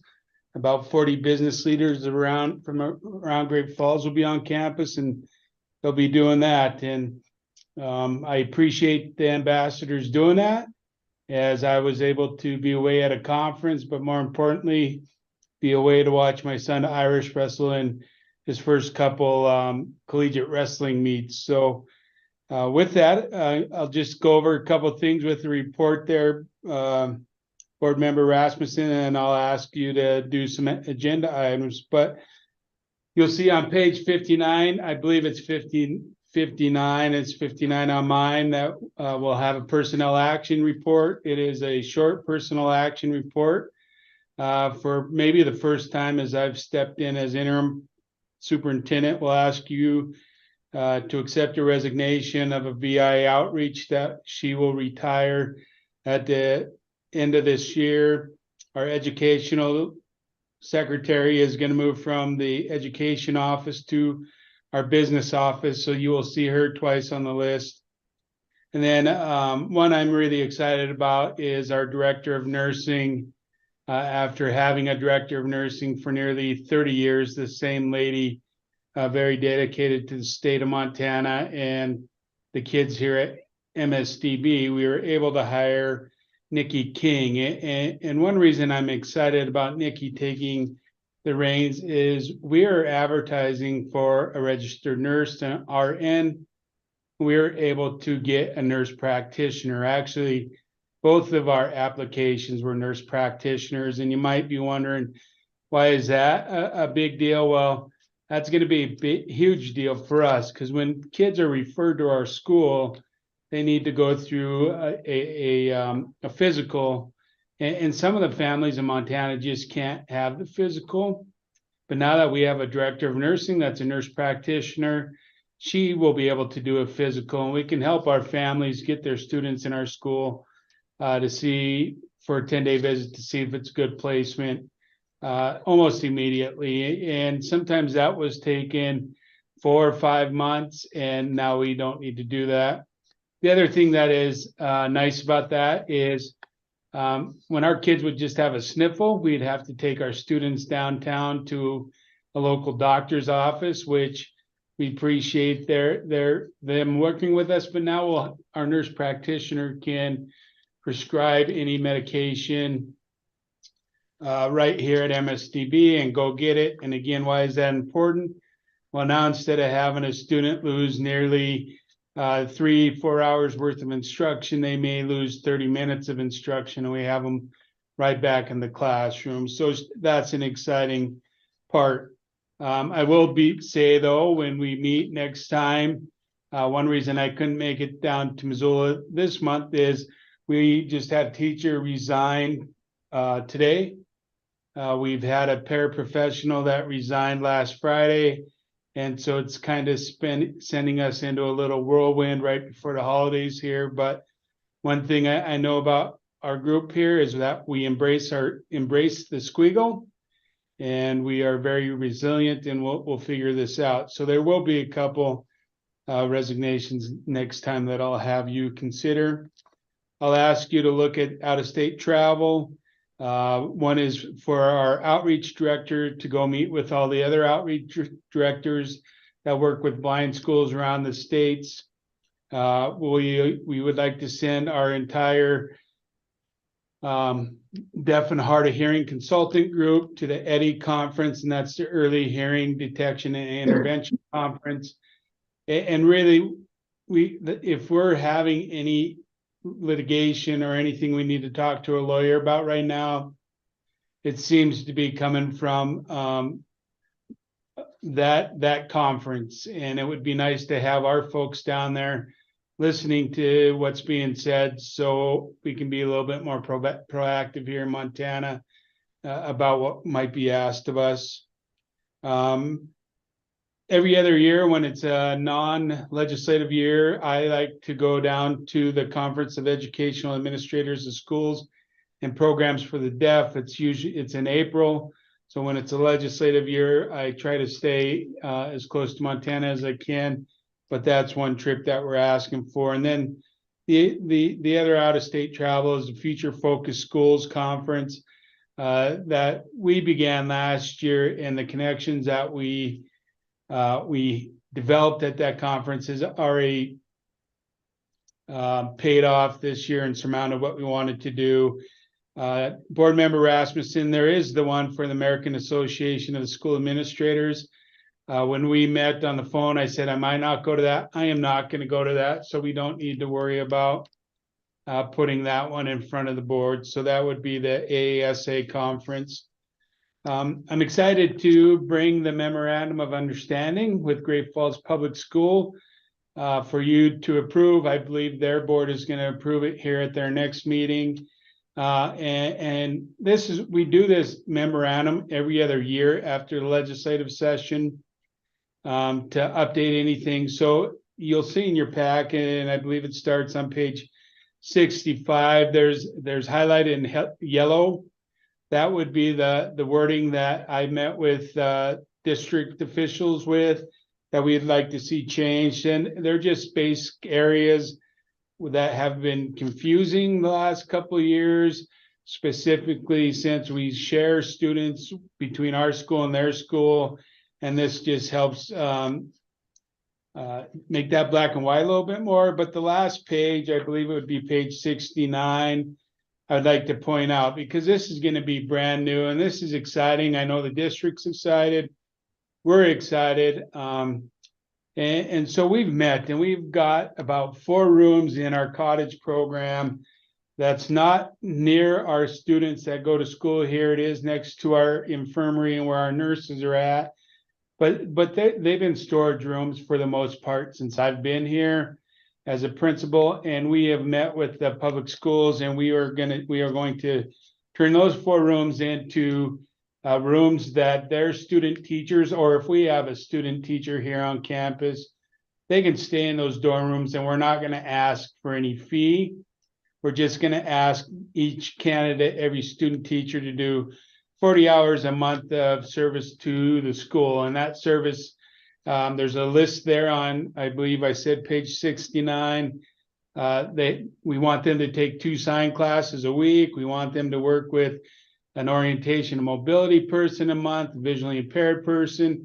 And so our goal from the MSDB side is to start placing student teachers in public schools that have been around students such as ours, so they know about our school. And when they get out into the public schools, they can possibly know when a student should be referred to our school. And then it also will help the public schools as what student teacher can be paying $1,700 to $2,000 a month in rent, where we're just asking them to do 40 hours of service a month. So just wanted to point that out. We're excited to have that opportunity for them. And then we're excited to have the opportunity to showcase our students and our instruction and start changing the landscape of deaf and blind education in the state of Montana by doing this. A couple policies that I'll ask you to look at today. One is to actually update and change, and the other one is a new policy that for first reading today. But I will ask the board, and I don't think I've asked this other than COVID, so pretty special circumstances. If the board can maybe the last week of November hold a special board meeting with a couple of MSDB items. And the reason is as a school, we would really like to apply for the transformational grant that the state legislators have put money towards, that goes through OPI. That grant submissions need to be done in December. And there's some things that need to be done to apply for those grants.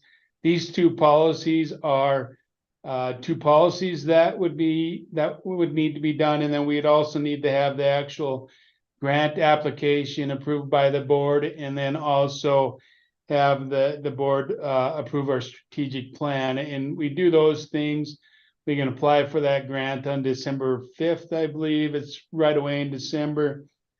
And that would help us go from having our portrait of the graduate work, which we're working on now, building the competencies of what our students should have here when they graduate, and then backing all that all the way down until 18 months old and developing milestones all the way along until that graduation, and supporting with our MTSS system that we've been working on. But we really see the need and would like to explore, because we've had a handful of teachers do the MSU proficiency-based learning course, really look at going proficiency-based learning and assessment here at MSDB. And that's why we'd be writing that transformational learning grant to provide money, to provide professional development for our staff and supplies and time to be able to go to proficiency-based learning and being able to pay our teachers to do that. So the first policy you would see would be policy 2100.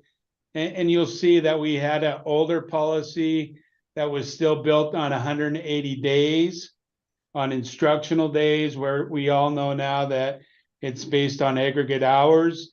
So basically the policy 2100 just changes from that 180-day wording to the actual aggregate hours.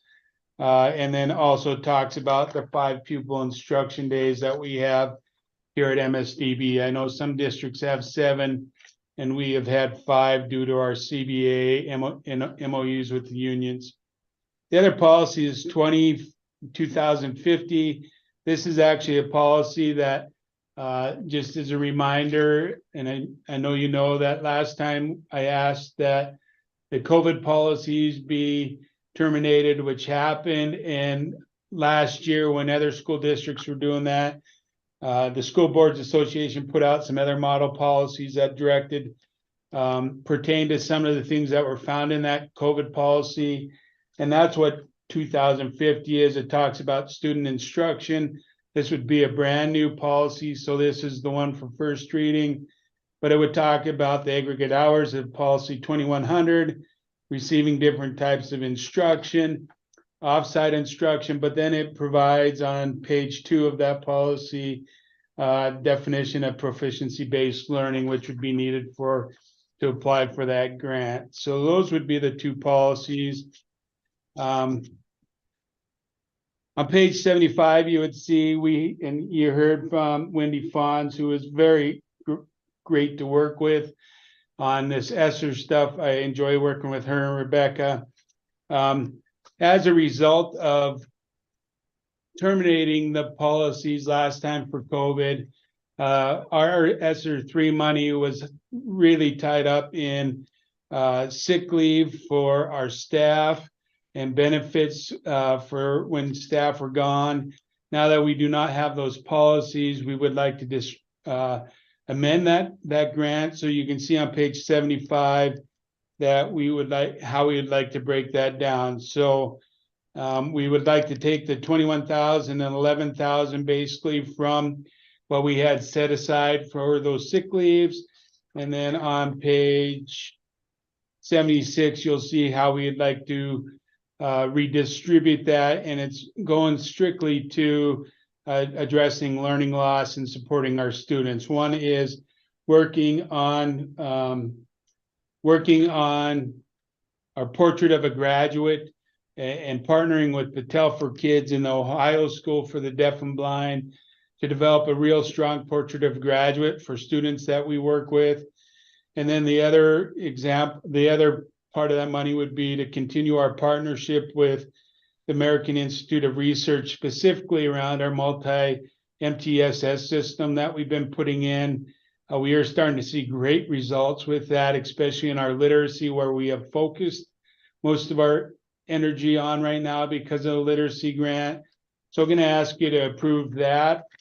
We've asked for feedback from our parents and our staff, and that's where we'd like to see the money go. So as soon as, if the board approves that, then I will put in that amendment probably over Thanksgiving next week. Just a couple informational items, Board Member Rasmussen, and then I'll be quiet because I have to take Mr. Clapmeyer's time, since I know he was trying to catch you up, and I want to keep you on, a little bit behind here, but page 84, you'll see a white paper article done by Cognia that MSDB was one of the 3 schools quoted in that white paper article, as we have drawn attention from Cognia, the accreditation agency, on the work that we've been doing as far as trying to build a collaborative environment here at MSDB and increasing our organizational decision making and building that systems thinking. So just want to point that out. So it might be me quoted, like I told the staff, it might be me quoted in the article, but it's the work that they do that gets me on the phone with people to make those quotes. So it's really a reflection of the staff at MSDB. I also believe that you will have a presentation in January about Cognia, and I will be probably part of that. Well, I will be part of that presentation, as well as I truly believe in what Cognia does and the process they have. The other thing that is exciting to me, it starts on page 93. It's called the Green Team Newsletter. We're doing this every month. It's only going to get better, but basically this will tell you the entire story of what our green team has been doing over the last month. And our green team, if you remember, is the team that has been put together to make sure that our strategic plan is moving forward and we're meeting the milestones we wanted to do. So with that Green Team newsletter, the board and anybody that wants access to that document will be able to see the process we've made with accreditation, community engagement, and PLCs, and anything that's found in our strategic plan every month. So with that, Board Member Rasmussen, Board Chair Tharp, I can stand for any questions before you take action.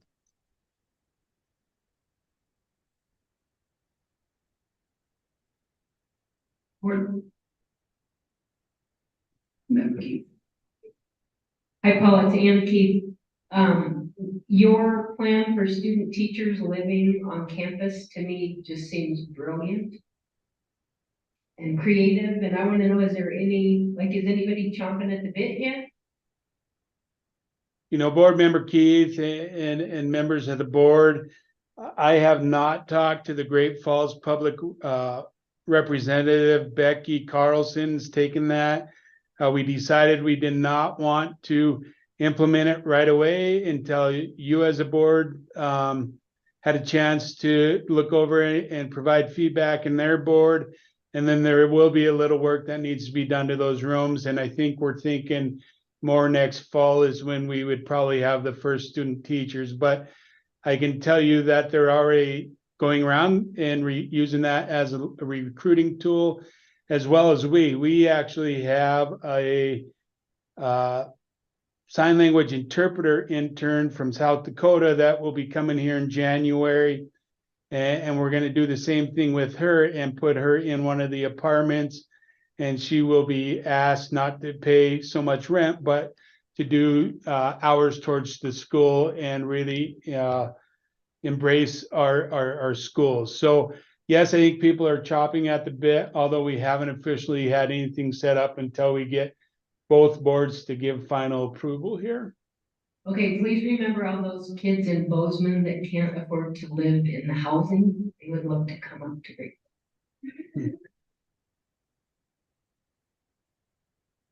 Are there any other questions? We'll take them in order. Are there any questions for personnel action? If not, I move to approve the personnel action items for the MSDB as listed in the agenda pack. The motion to approve the personnel action report, is there a second? Second. Second from Dr. Slinger. Any questions? Any public comment? All those in favor signify by saying aye. Aye. Opposed? Motion carries. Member Rasmussen? Are there any questions for Mr. Frithmeyer on out-of-state travel, except for the AASA? If not, I stand ready to make a motion and move to approve the out-of-state travel request for the MSDB as amended by Superintendent Frithmeyer. The motion to approve the out-of-state travel with the amendment of removing the AASA trip, is there a second? Second. Second, any more discussion? My only question would be why Superintendent Frithmeyer would neglect to take a trip to San Diego in February, but I'll assume that he has thought that. Yeah, board member Slinger and board members, I am pleased to announce that my son's collegiate wrestling career actually started out on a very good note, and I'm hoping to be at a championship match that weekend. So as much as San Diego sounds good, I think I'd much rather be with him. Perfect answer. Any public comment on the out-of-state travel? All those in favor signify by saying aye. Aye. Opposed? Motion carries. Chair Rasmussen. Any questions on the MSD policy 2100 that's ready for action this meeting for Mr. If not, I stand ready to make a motion. Chair Rasmussen. I move to approve the MSDB policy 2100 as listed in the agenda packet. Is there a second? Second from Member Hammond. Is there any discussion? Any public comment? All in favor of the amendments to policy 2100 signify by saying aye. Aye. Opposed? Motion carries.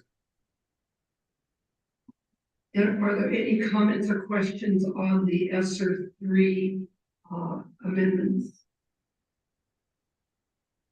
ESSER 3 amendments is listed in the packet. If not, I stand ready to make a motion. Right. I move to approve the ESSER 3 amendments as listed in the board packets. Motion to approve the ESSER amendments as indicated in the packet. Is there a second? Second. Second by Dr. Slinger. Is there any more discussion? Any public comment? All those in favor signify by saying aye. Aye. Opposed? Motion carries. Just one quick comment, Mr. Chair. Mr. Frithmeyer, if you would tell Jim that I read the green report that you put out, and I thought that Jim has been tremendously busy. And I'm really pleased to see how you are including so many staff and leadership roles. That was really great to see. Thank you. Chair Rasmussen, I look to you for a motion on the MOU.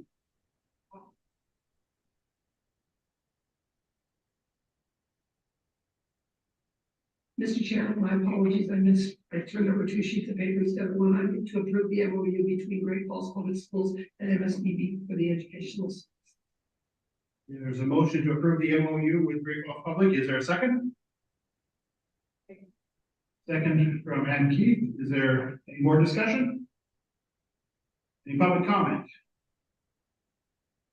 All those in favor of the MOU signify by saying aye. Aye. Opposed?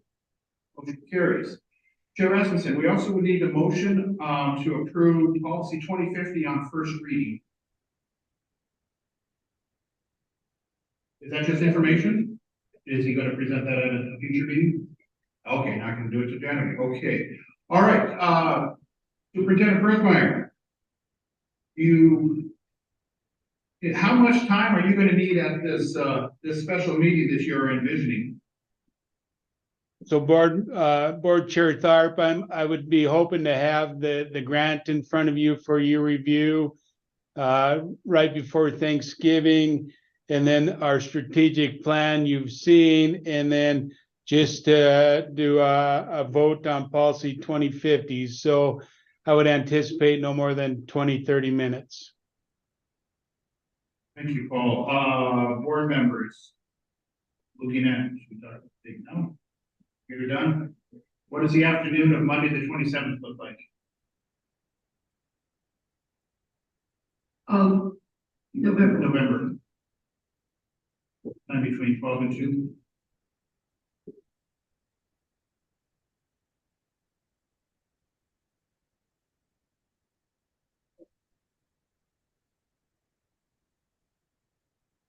Yeah, McCall and I already have a couple of meetings that day, so we're looking in the afternoon.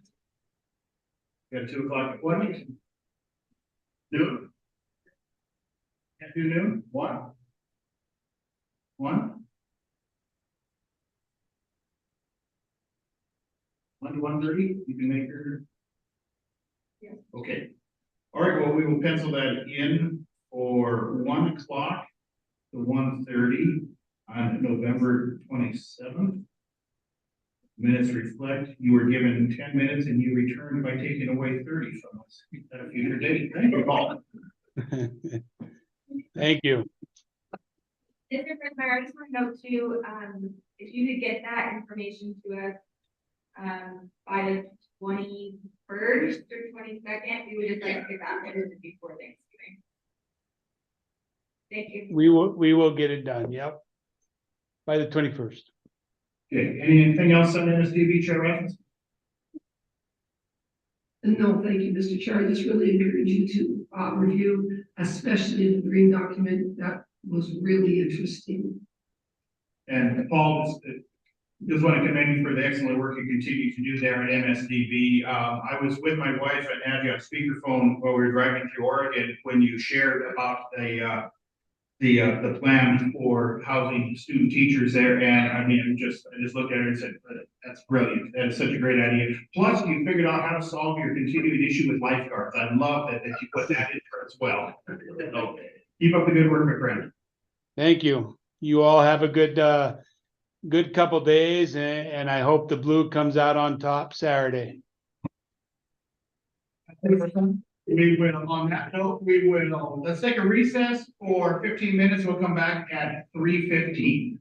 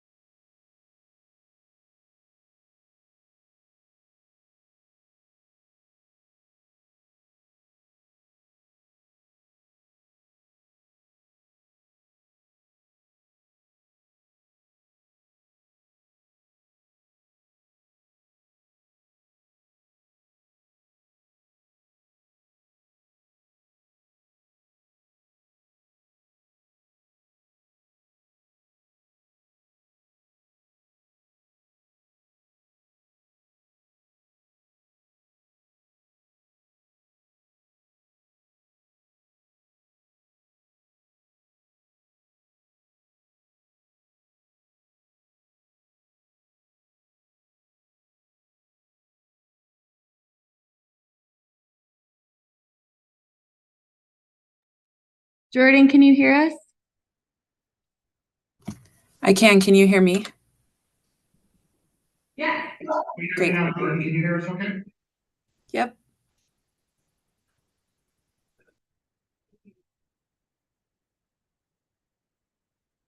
Good afternoon, Jordan. We'll go ahead and turn it over to you for our Macy update, please. Good afternoon, board.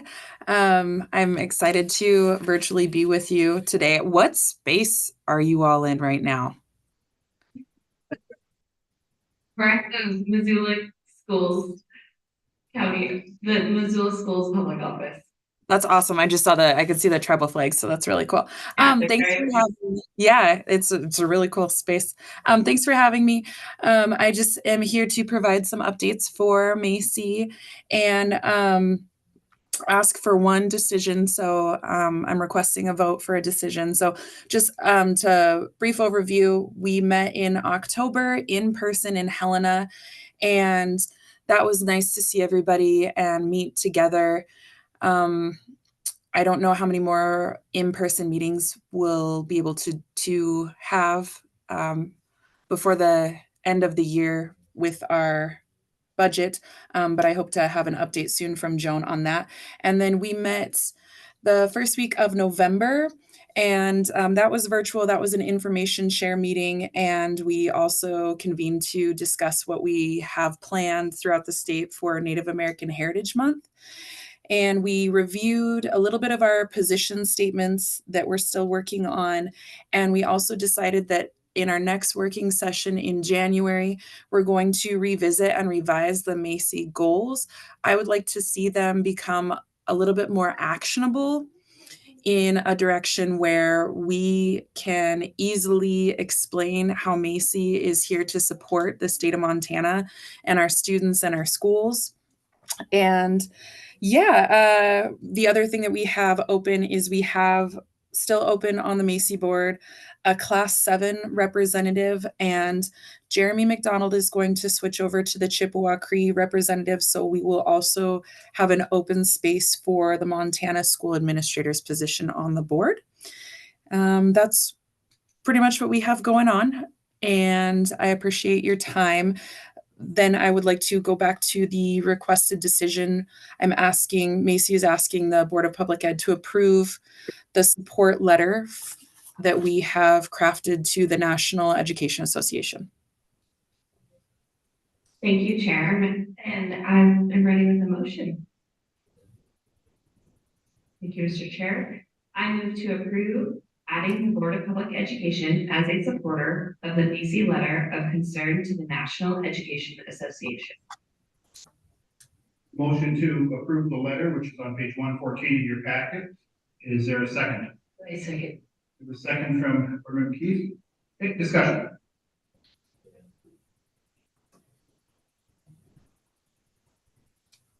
Yes, I've got a question. Jordan, what was the events that led to this?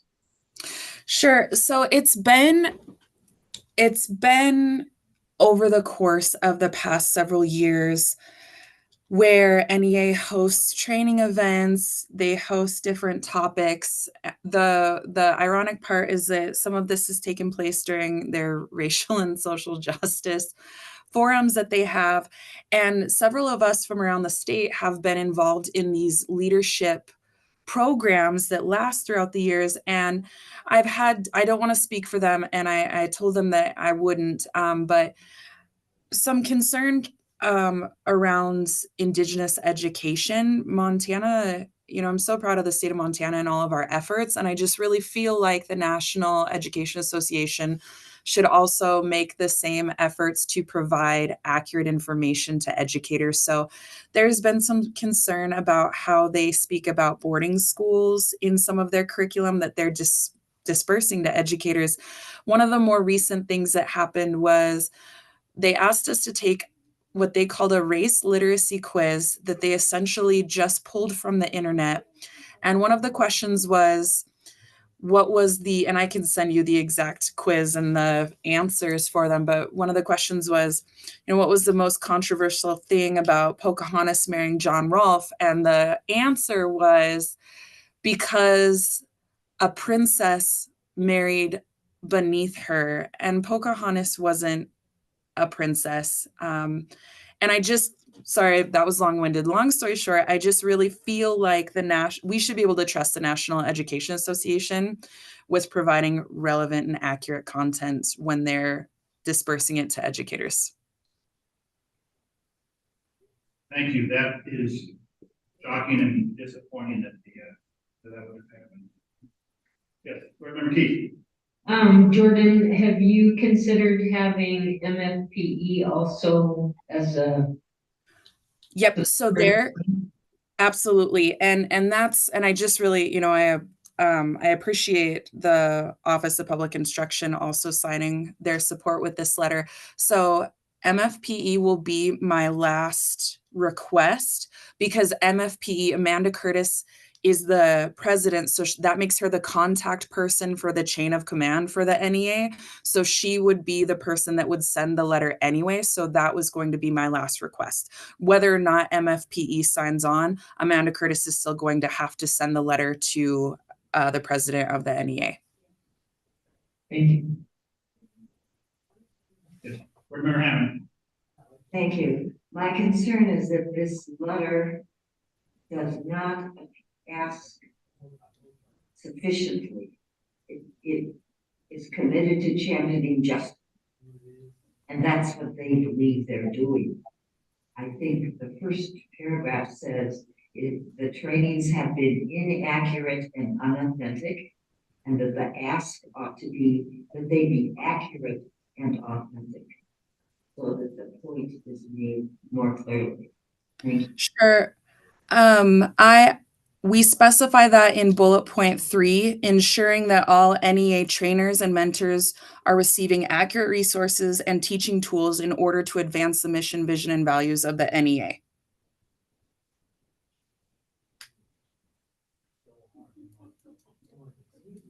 The board member questions or comments? Jordan, is there a national organization whom the NEA could turn to for assistance in this area? Yeah. Yep, certainly. So that would be the National Indian Education Association. NEA is the primary sponsor of the National Indian Education, and I've also made the National Indian Education aware of this situation as well, and they have been in contact with the NEA.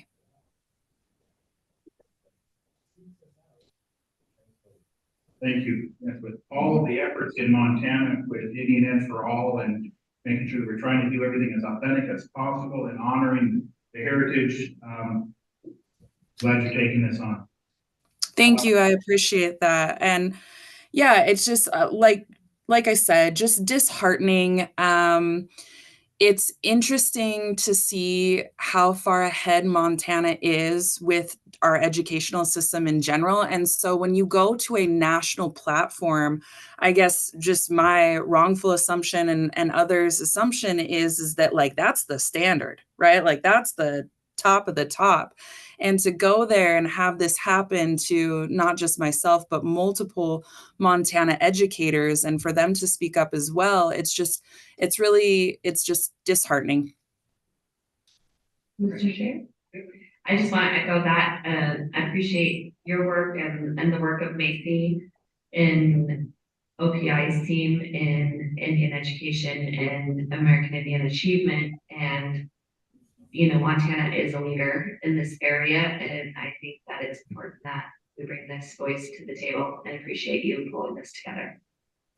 Thank you. Is there any public comment? All in favor of the motion signify by saying aye. Aye. All opposed?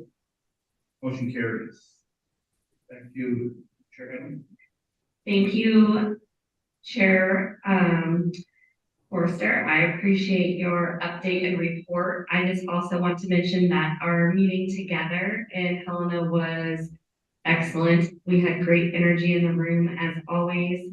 I learned so much from our elders, and there was so much wisdom to be had. And it was exciting to review the goals, and I'm looking forward to our work in that area, making them actionable And we have great themes and ideas and direction of where we want to go with Macy, and gonna put task ourselves with getting things accomplished in those areas will be really exciting. I also just want to mention that I brought the topic on our last virtual meeting of the Indian Education for All changes that are happening with the state, with coding and with our funds, that there are superintendents looking for support in areas, ideas in that area to make sure that we can offer these authentic trainings and education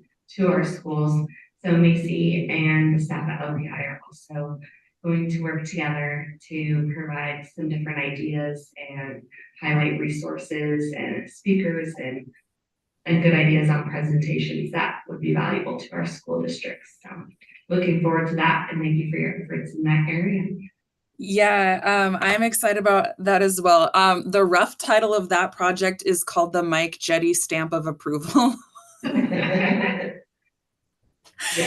So essentially, as Susie was talking about, compiling a list of vetted resources, whether it be print materials and or guest speakers. We want to create a list of individuals who are competent in whatever realm educators are interested in bringing into their classrooms. So that way, other school districts who might not know will be able to get in touch with those individuals to either meet with them virtually as a guest speaker in their classroom or bring them into their classroom as a guest speaker physically. Thank you. Member Quinlan? Thank you, Board Member Headland, and good afternoon, Jordan, and this is Madeline Quinlan.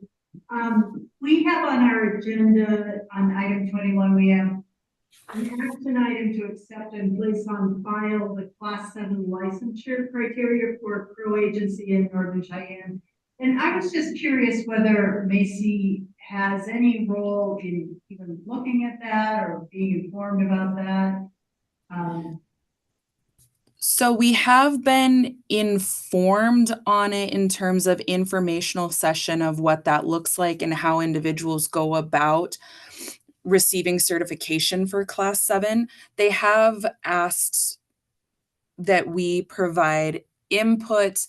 We haven't had a lot of discussion ourselves as a board around it. We haven't been really made clear about what it kind of seems as though it's still in the process of being solidified. So that was something that we were going to look at more this spring. We want to be reflective of this 2023-2024 school year of exactly how many individuals and the service areas that are applying and achieving that licensure before we give a lot of our input about how it might be improved or how the process might be more consolidated, if that makes sense. Yeah, I think your answer is helpful. It's good to know. Great question. Thank you, Member Quinlan. And then, as always, thanks to McCall and Susie for all of your support and all of your help in Macy. We really feel supported by the Board of Public Ed, and so it's always great to collaborate. Before I go, the gentleman before me said something about he thinks that the Bobcats are going to win this weekend. Is that true? Offensive. Okay. Okay, just really short story. What's that? Then you'll have to work it out in Great Falls. Sure. Really short story before I go. So I lost the bet last year, so I have to wear Bobcat stuff to the Grizz game this weekend. I'm trying hard to dislike the Bobcats, and it's becoming more and more difficult for me. So I ordered the clothes that I'm gonna wear this weekend on Monday night, and yesterday morning I got a call from MSU Bookstore, and the kid was like, "Hey, listen, I'm certain it's gonna be delivered to Great Falls before the game. Do you want me to take your $50 rush charge off of it?" And I was like, Yeah, I do. And so it's just becoming harder and harder to dislike the Bobcats because they're so nice to me. Thank you for sharing, Jordan. We look forward to seeing you. I can't wait. And I appreciate you taking the time out of your busy day and appreciate your work and leading the charge in education. Thank you for joining us today. Thank you so much. Have a great meeting. Thank you. Back to you, Mr. Chair. All right, thank you. And the notice now we've begun some pontificating regarding a game on Saturday, but let it be known that the only team I'm supporting is the Pioneers. All right, so thank you, Dr. Swinger. All right, moving on. Charter School Committee, Chairman of our Charter School Committee, Member Hammond. Thank you, Mr. Chair. As we all know, the Board of Public Education has a new area of responsibility as a result of passage and approval during the last legislative session of 2 charter bills. I'm going to be talking first about House Bill 549, the public charter schools. We received by the November 1st deadline 26 public charter school applications from 14 school districts, more than 1,500 pages of reading and hard work by many people from many school districts. On page 116 in your packet, you will find the list of 26 schools.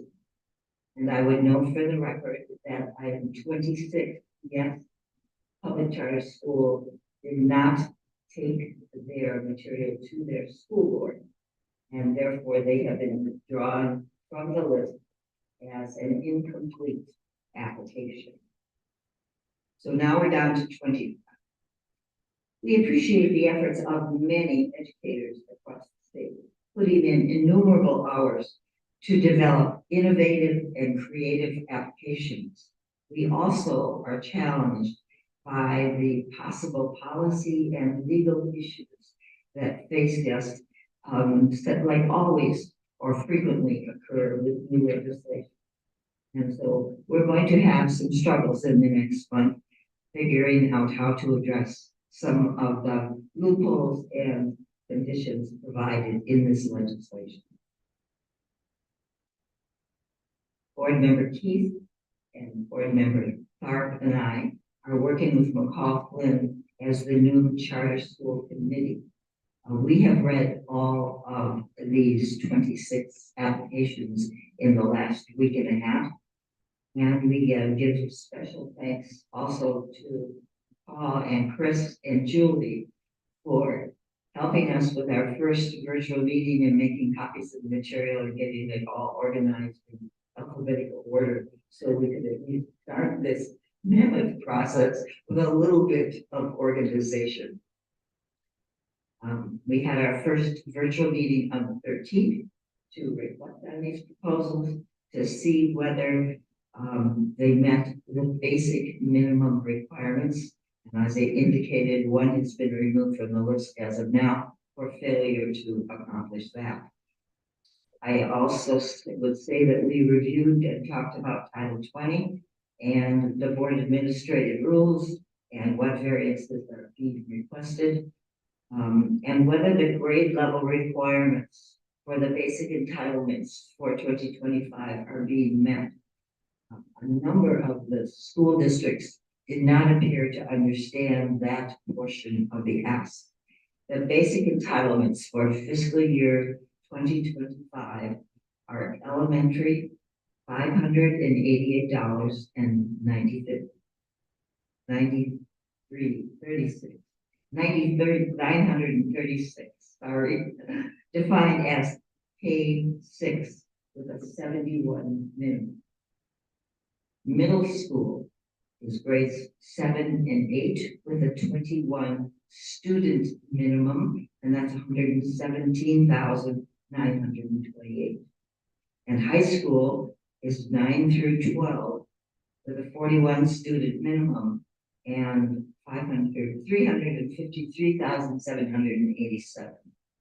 And in talking preliminarily with the legislative fiscal division, they say that those numbers of students and minimums and basic entitlements are not changeable at this point because they are in the law.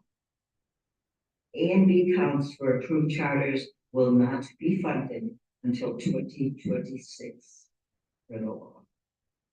So next steps are assigning some additional board members to help read these again. And all of us to do some more reading and researching. We're going to have a special November 30th board member meeting for all 25 remaining applicants. And it will be from 8 a.m. to 5:30 or maybe 6 p.m. to hear a brief summary of all the proposals, give everyone approximately 20 minutes. And we're anticipating, we have to have public comment. It's required, and we're anticipating only about 5 minutes for that public comment, because all of the school districts already have had public comment as part of their development process. It will be an entirely virtual meeting. And between now and the 30th, we're looking at calling the question, trying to confirm some of the intent of the proposals, seeking some legal advice on some of these things, some professional counsel regarding education management organizations, and looking at some policy questions and how they might be resolved before we're faced with decision making. And then approving the applications is planned for the meeting in January 18th. The goal then for those approved is having contracts ready for review and action in a March meeting. We don't have any trained charter school authorizers among the board members. And I know that in some other states, they have highly trained authorizers that work with prospective charter schools for 1 or 2 years. And the way this bill is written, we're challenged to do it in a few months. We have to do our very best to launch the best of these exciting charter schools.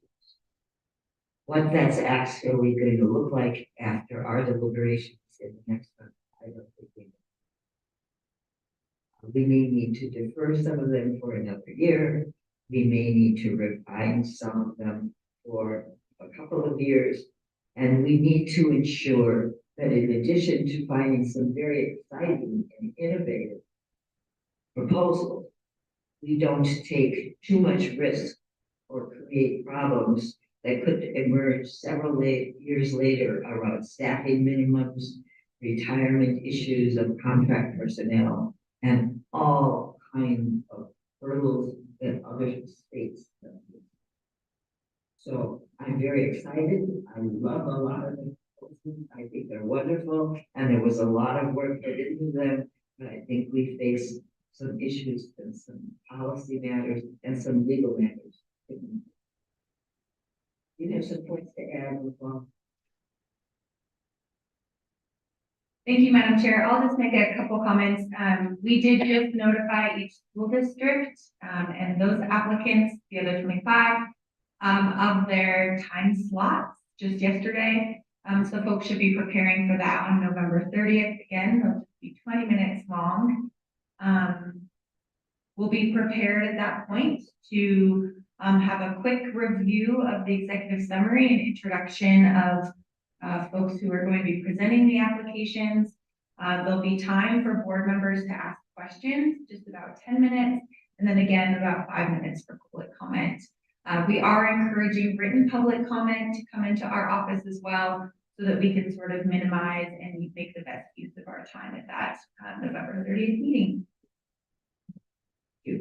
Are there board member questions? Comments?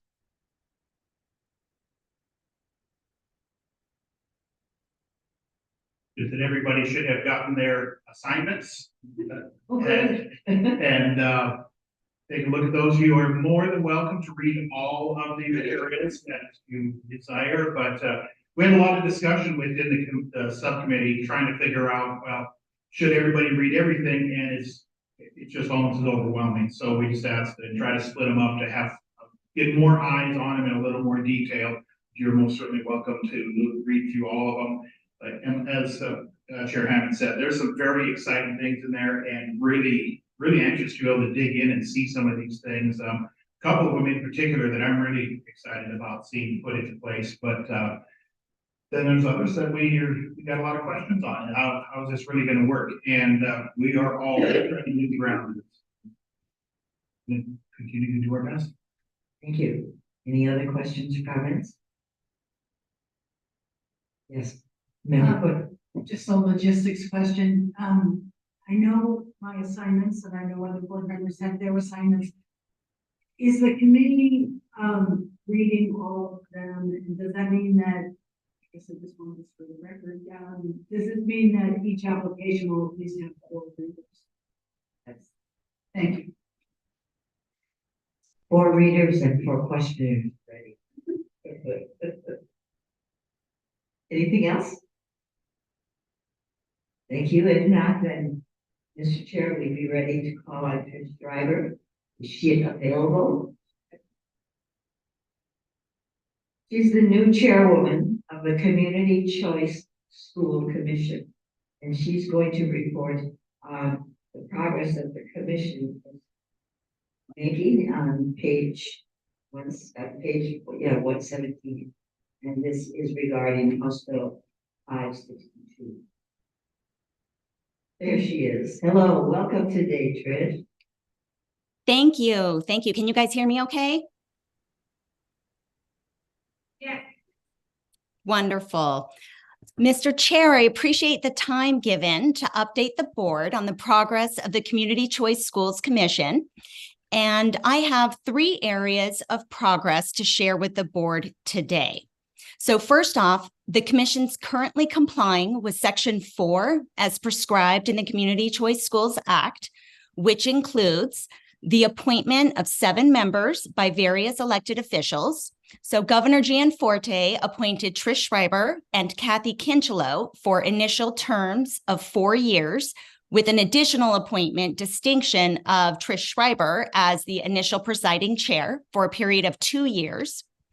Superintendent Arntzen appointed John Rutt for a 3-year term. House Minority Leader Abbott appointed Katie Wright for a 3-year term. Senate Minority Leader Flowers appointed Dr. Katie Franklin for a 3-year term. Speaker of the House Matt Regier appointed Mark Hufstetler for a 2-year term. And President of the Senate, Jason Ellsworth, appointed former Senator Dee Brown for a 2-year term. Also mandated in Section 4 is that the commission adopt bylaws by the end of 2023, which they did at their first meeting on October 2nd. The bylaws will look very familiar to the board as they're largely based on the BPE bylaws, and they're attached to today's agenda packet as well. Section 4 also required the commission to elect officers, which has also been accomplished.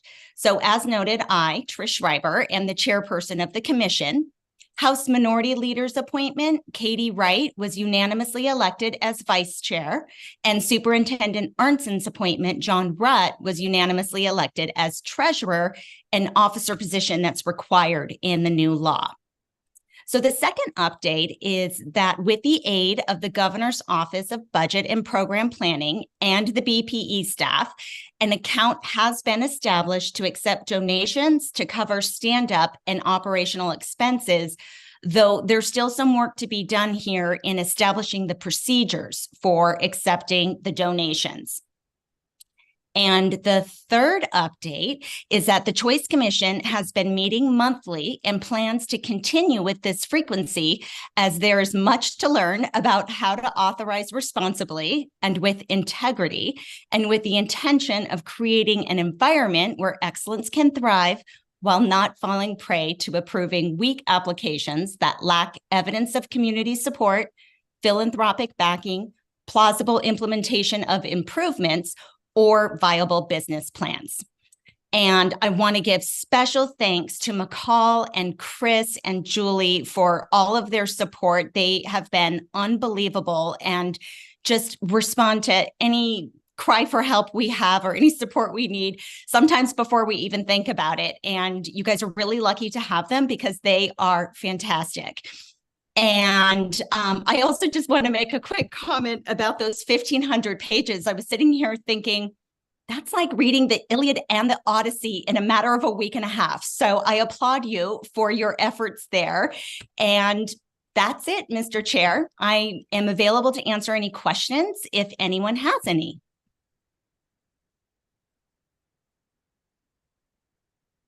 Thank you very much. Are there any questions from the board members?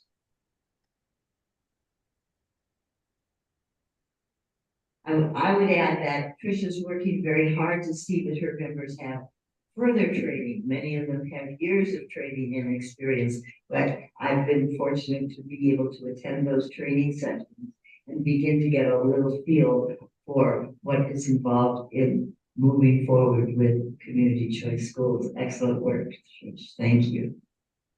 Thank you. And we have our meeting dates posted on the BPE webpage under the Community Choice Schools tab, and we would love to have any of you come. There's lots of information that's being shared that everyone in the state should learn. So you guys are welcome to come. We'd love to have you. Thank you. Thank you, Trish. And regarding that 1,500 pages, that's one of the things that the committee's already talked about as a basis for next year. Good luck. Right, thank you. Well, at this time, our only other agenda item for today is item number 11, which is time certain at 4 o'clock. So let's go ahead and take a 10-minute break prior to that.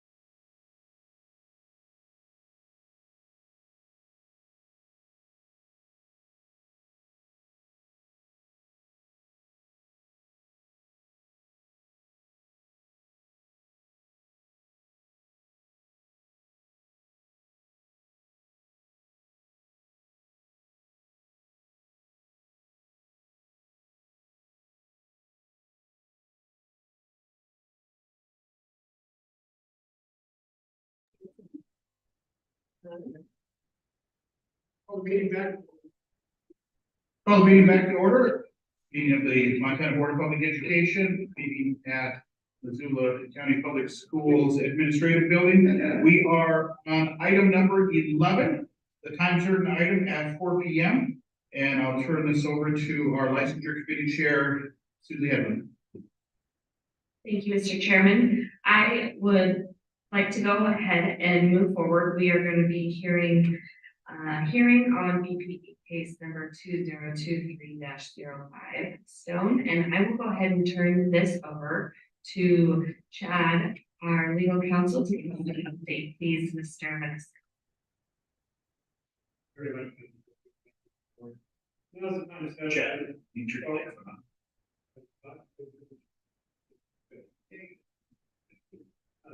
Thank you very much. Now's the time set for the licensure appeal of Brian Stone, BPE case number 2023-05. Mr. Stone has appealed the decision of the superintendent to deny his application to add endorsement to English language literature 5 through 12 to his Montana educator class license. As I understand it, Mr. Craig from the Office of Public Instruction is on the Zoom call. I see him there. And I think there's some preliminary matters that Mr. Craig wants to address, so I'll turn that over to him first. Good afternoon, Madam Chair, members of the board. My name is Brenton Craigs, and I'm representing the Office of Public Instruction during this proceeding. OPI denied Mr. Stone's application for an English language and literature grades 5 through 12 endorsement based on the materials that we had been provided. Mr. Stone has since provided an exhibit, his exhibit A in this appeal that we had not been previously provided with his application. Due to the introduction of this new information, OPI is requesting that the board remand his case back to OPI for reconsideration as an unusual case. And we just want to make it clear up front that OPI does expect that consideration of this new evidence will result in the issuance of the endorsement of it will result in an issuance of the endorsement as an unusual case. So, Mr. Craig, at this time, are you moving the board to remand back to OPI? Yes, we are.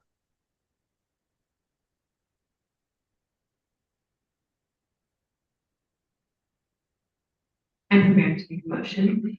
At this time, I would move to remand the case 2023-05 Stone back to the superintendent and the Office of Instruction. For the motion, is there a second? Second.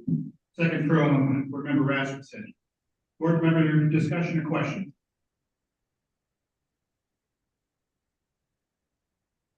Dan, oh, go ahead. Do we have a copy of the exhibit item that was provided that we don't have a copy of here? Or is that not available? I have a copy. Could I give it to you?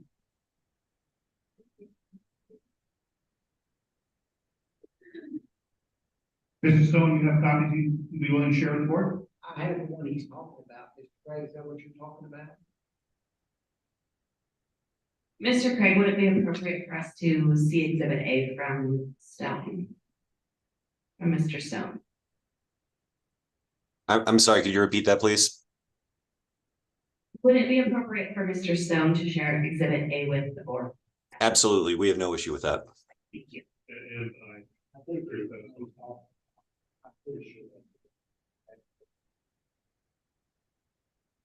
Thank you, Mr. Christo.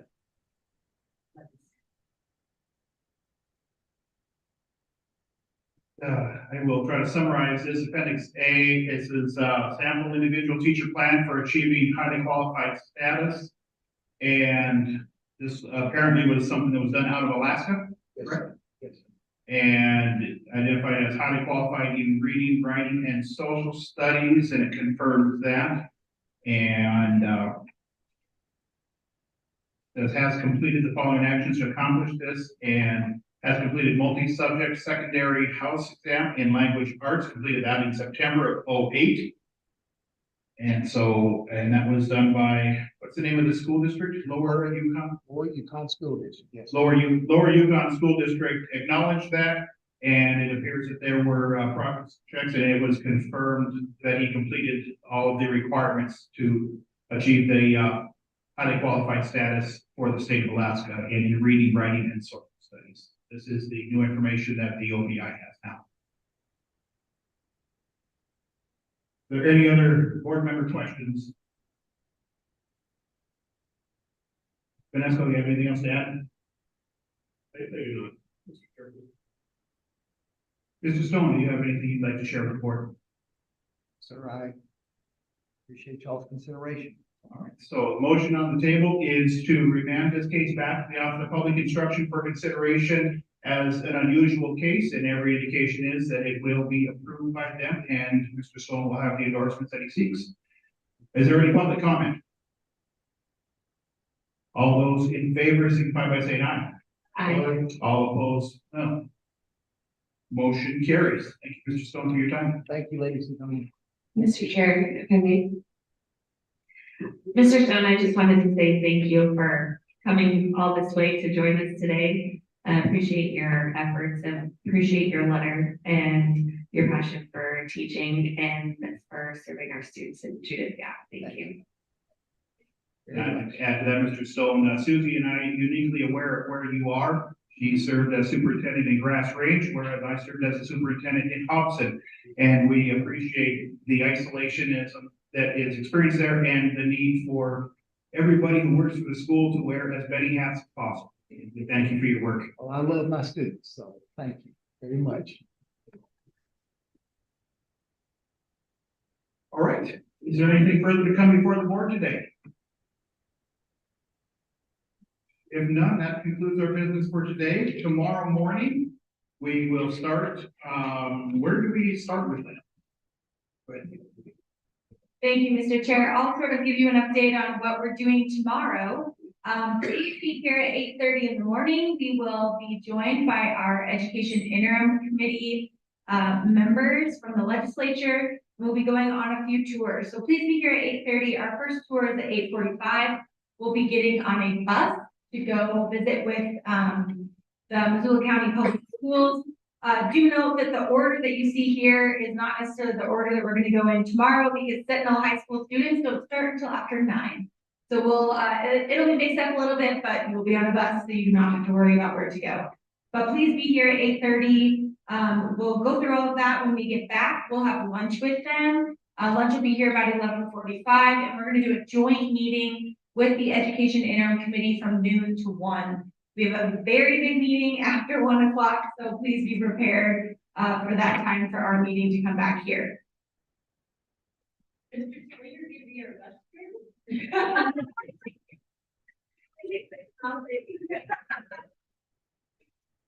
For the record, now, Steve Dodge is an outstanding CEO program, so and we did get the bus endorsements. Is there anything further?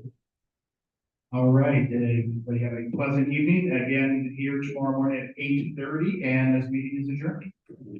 Or it's in recess, I should say, in recess.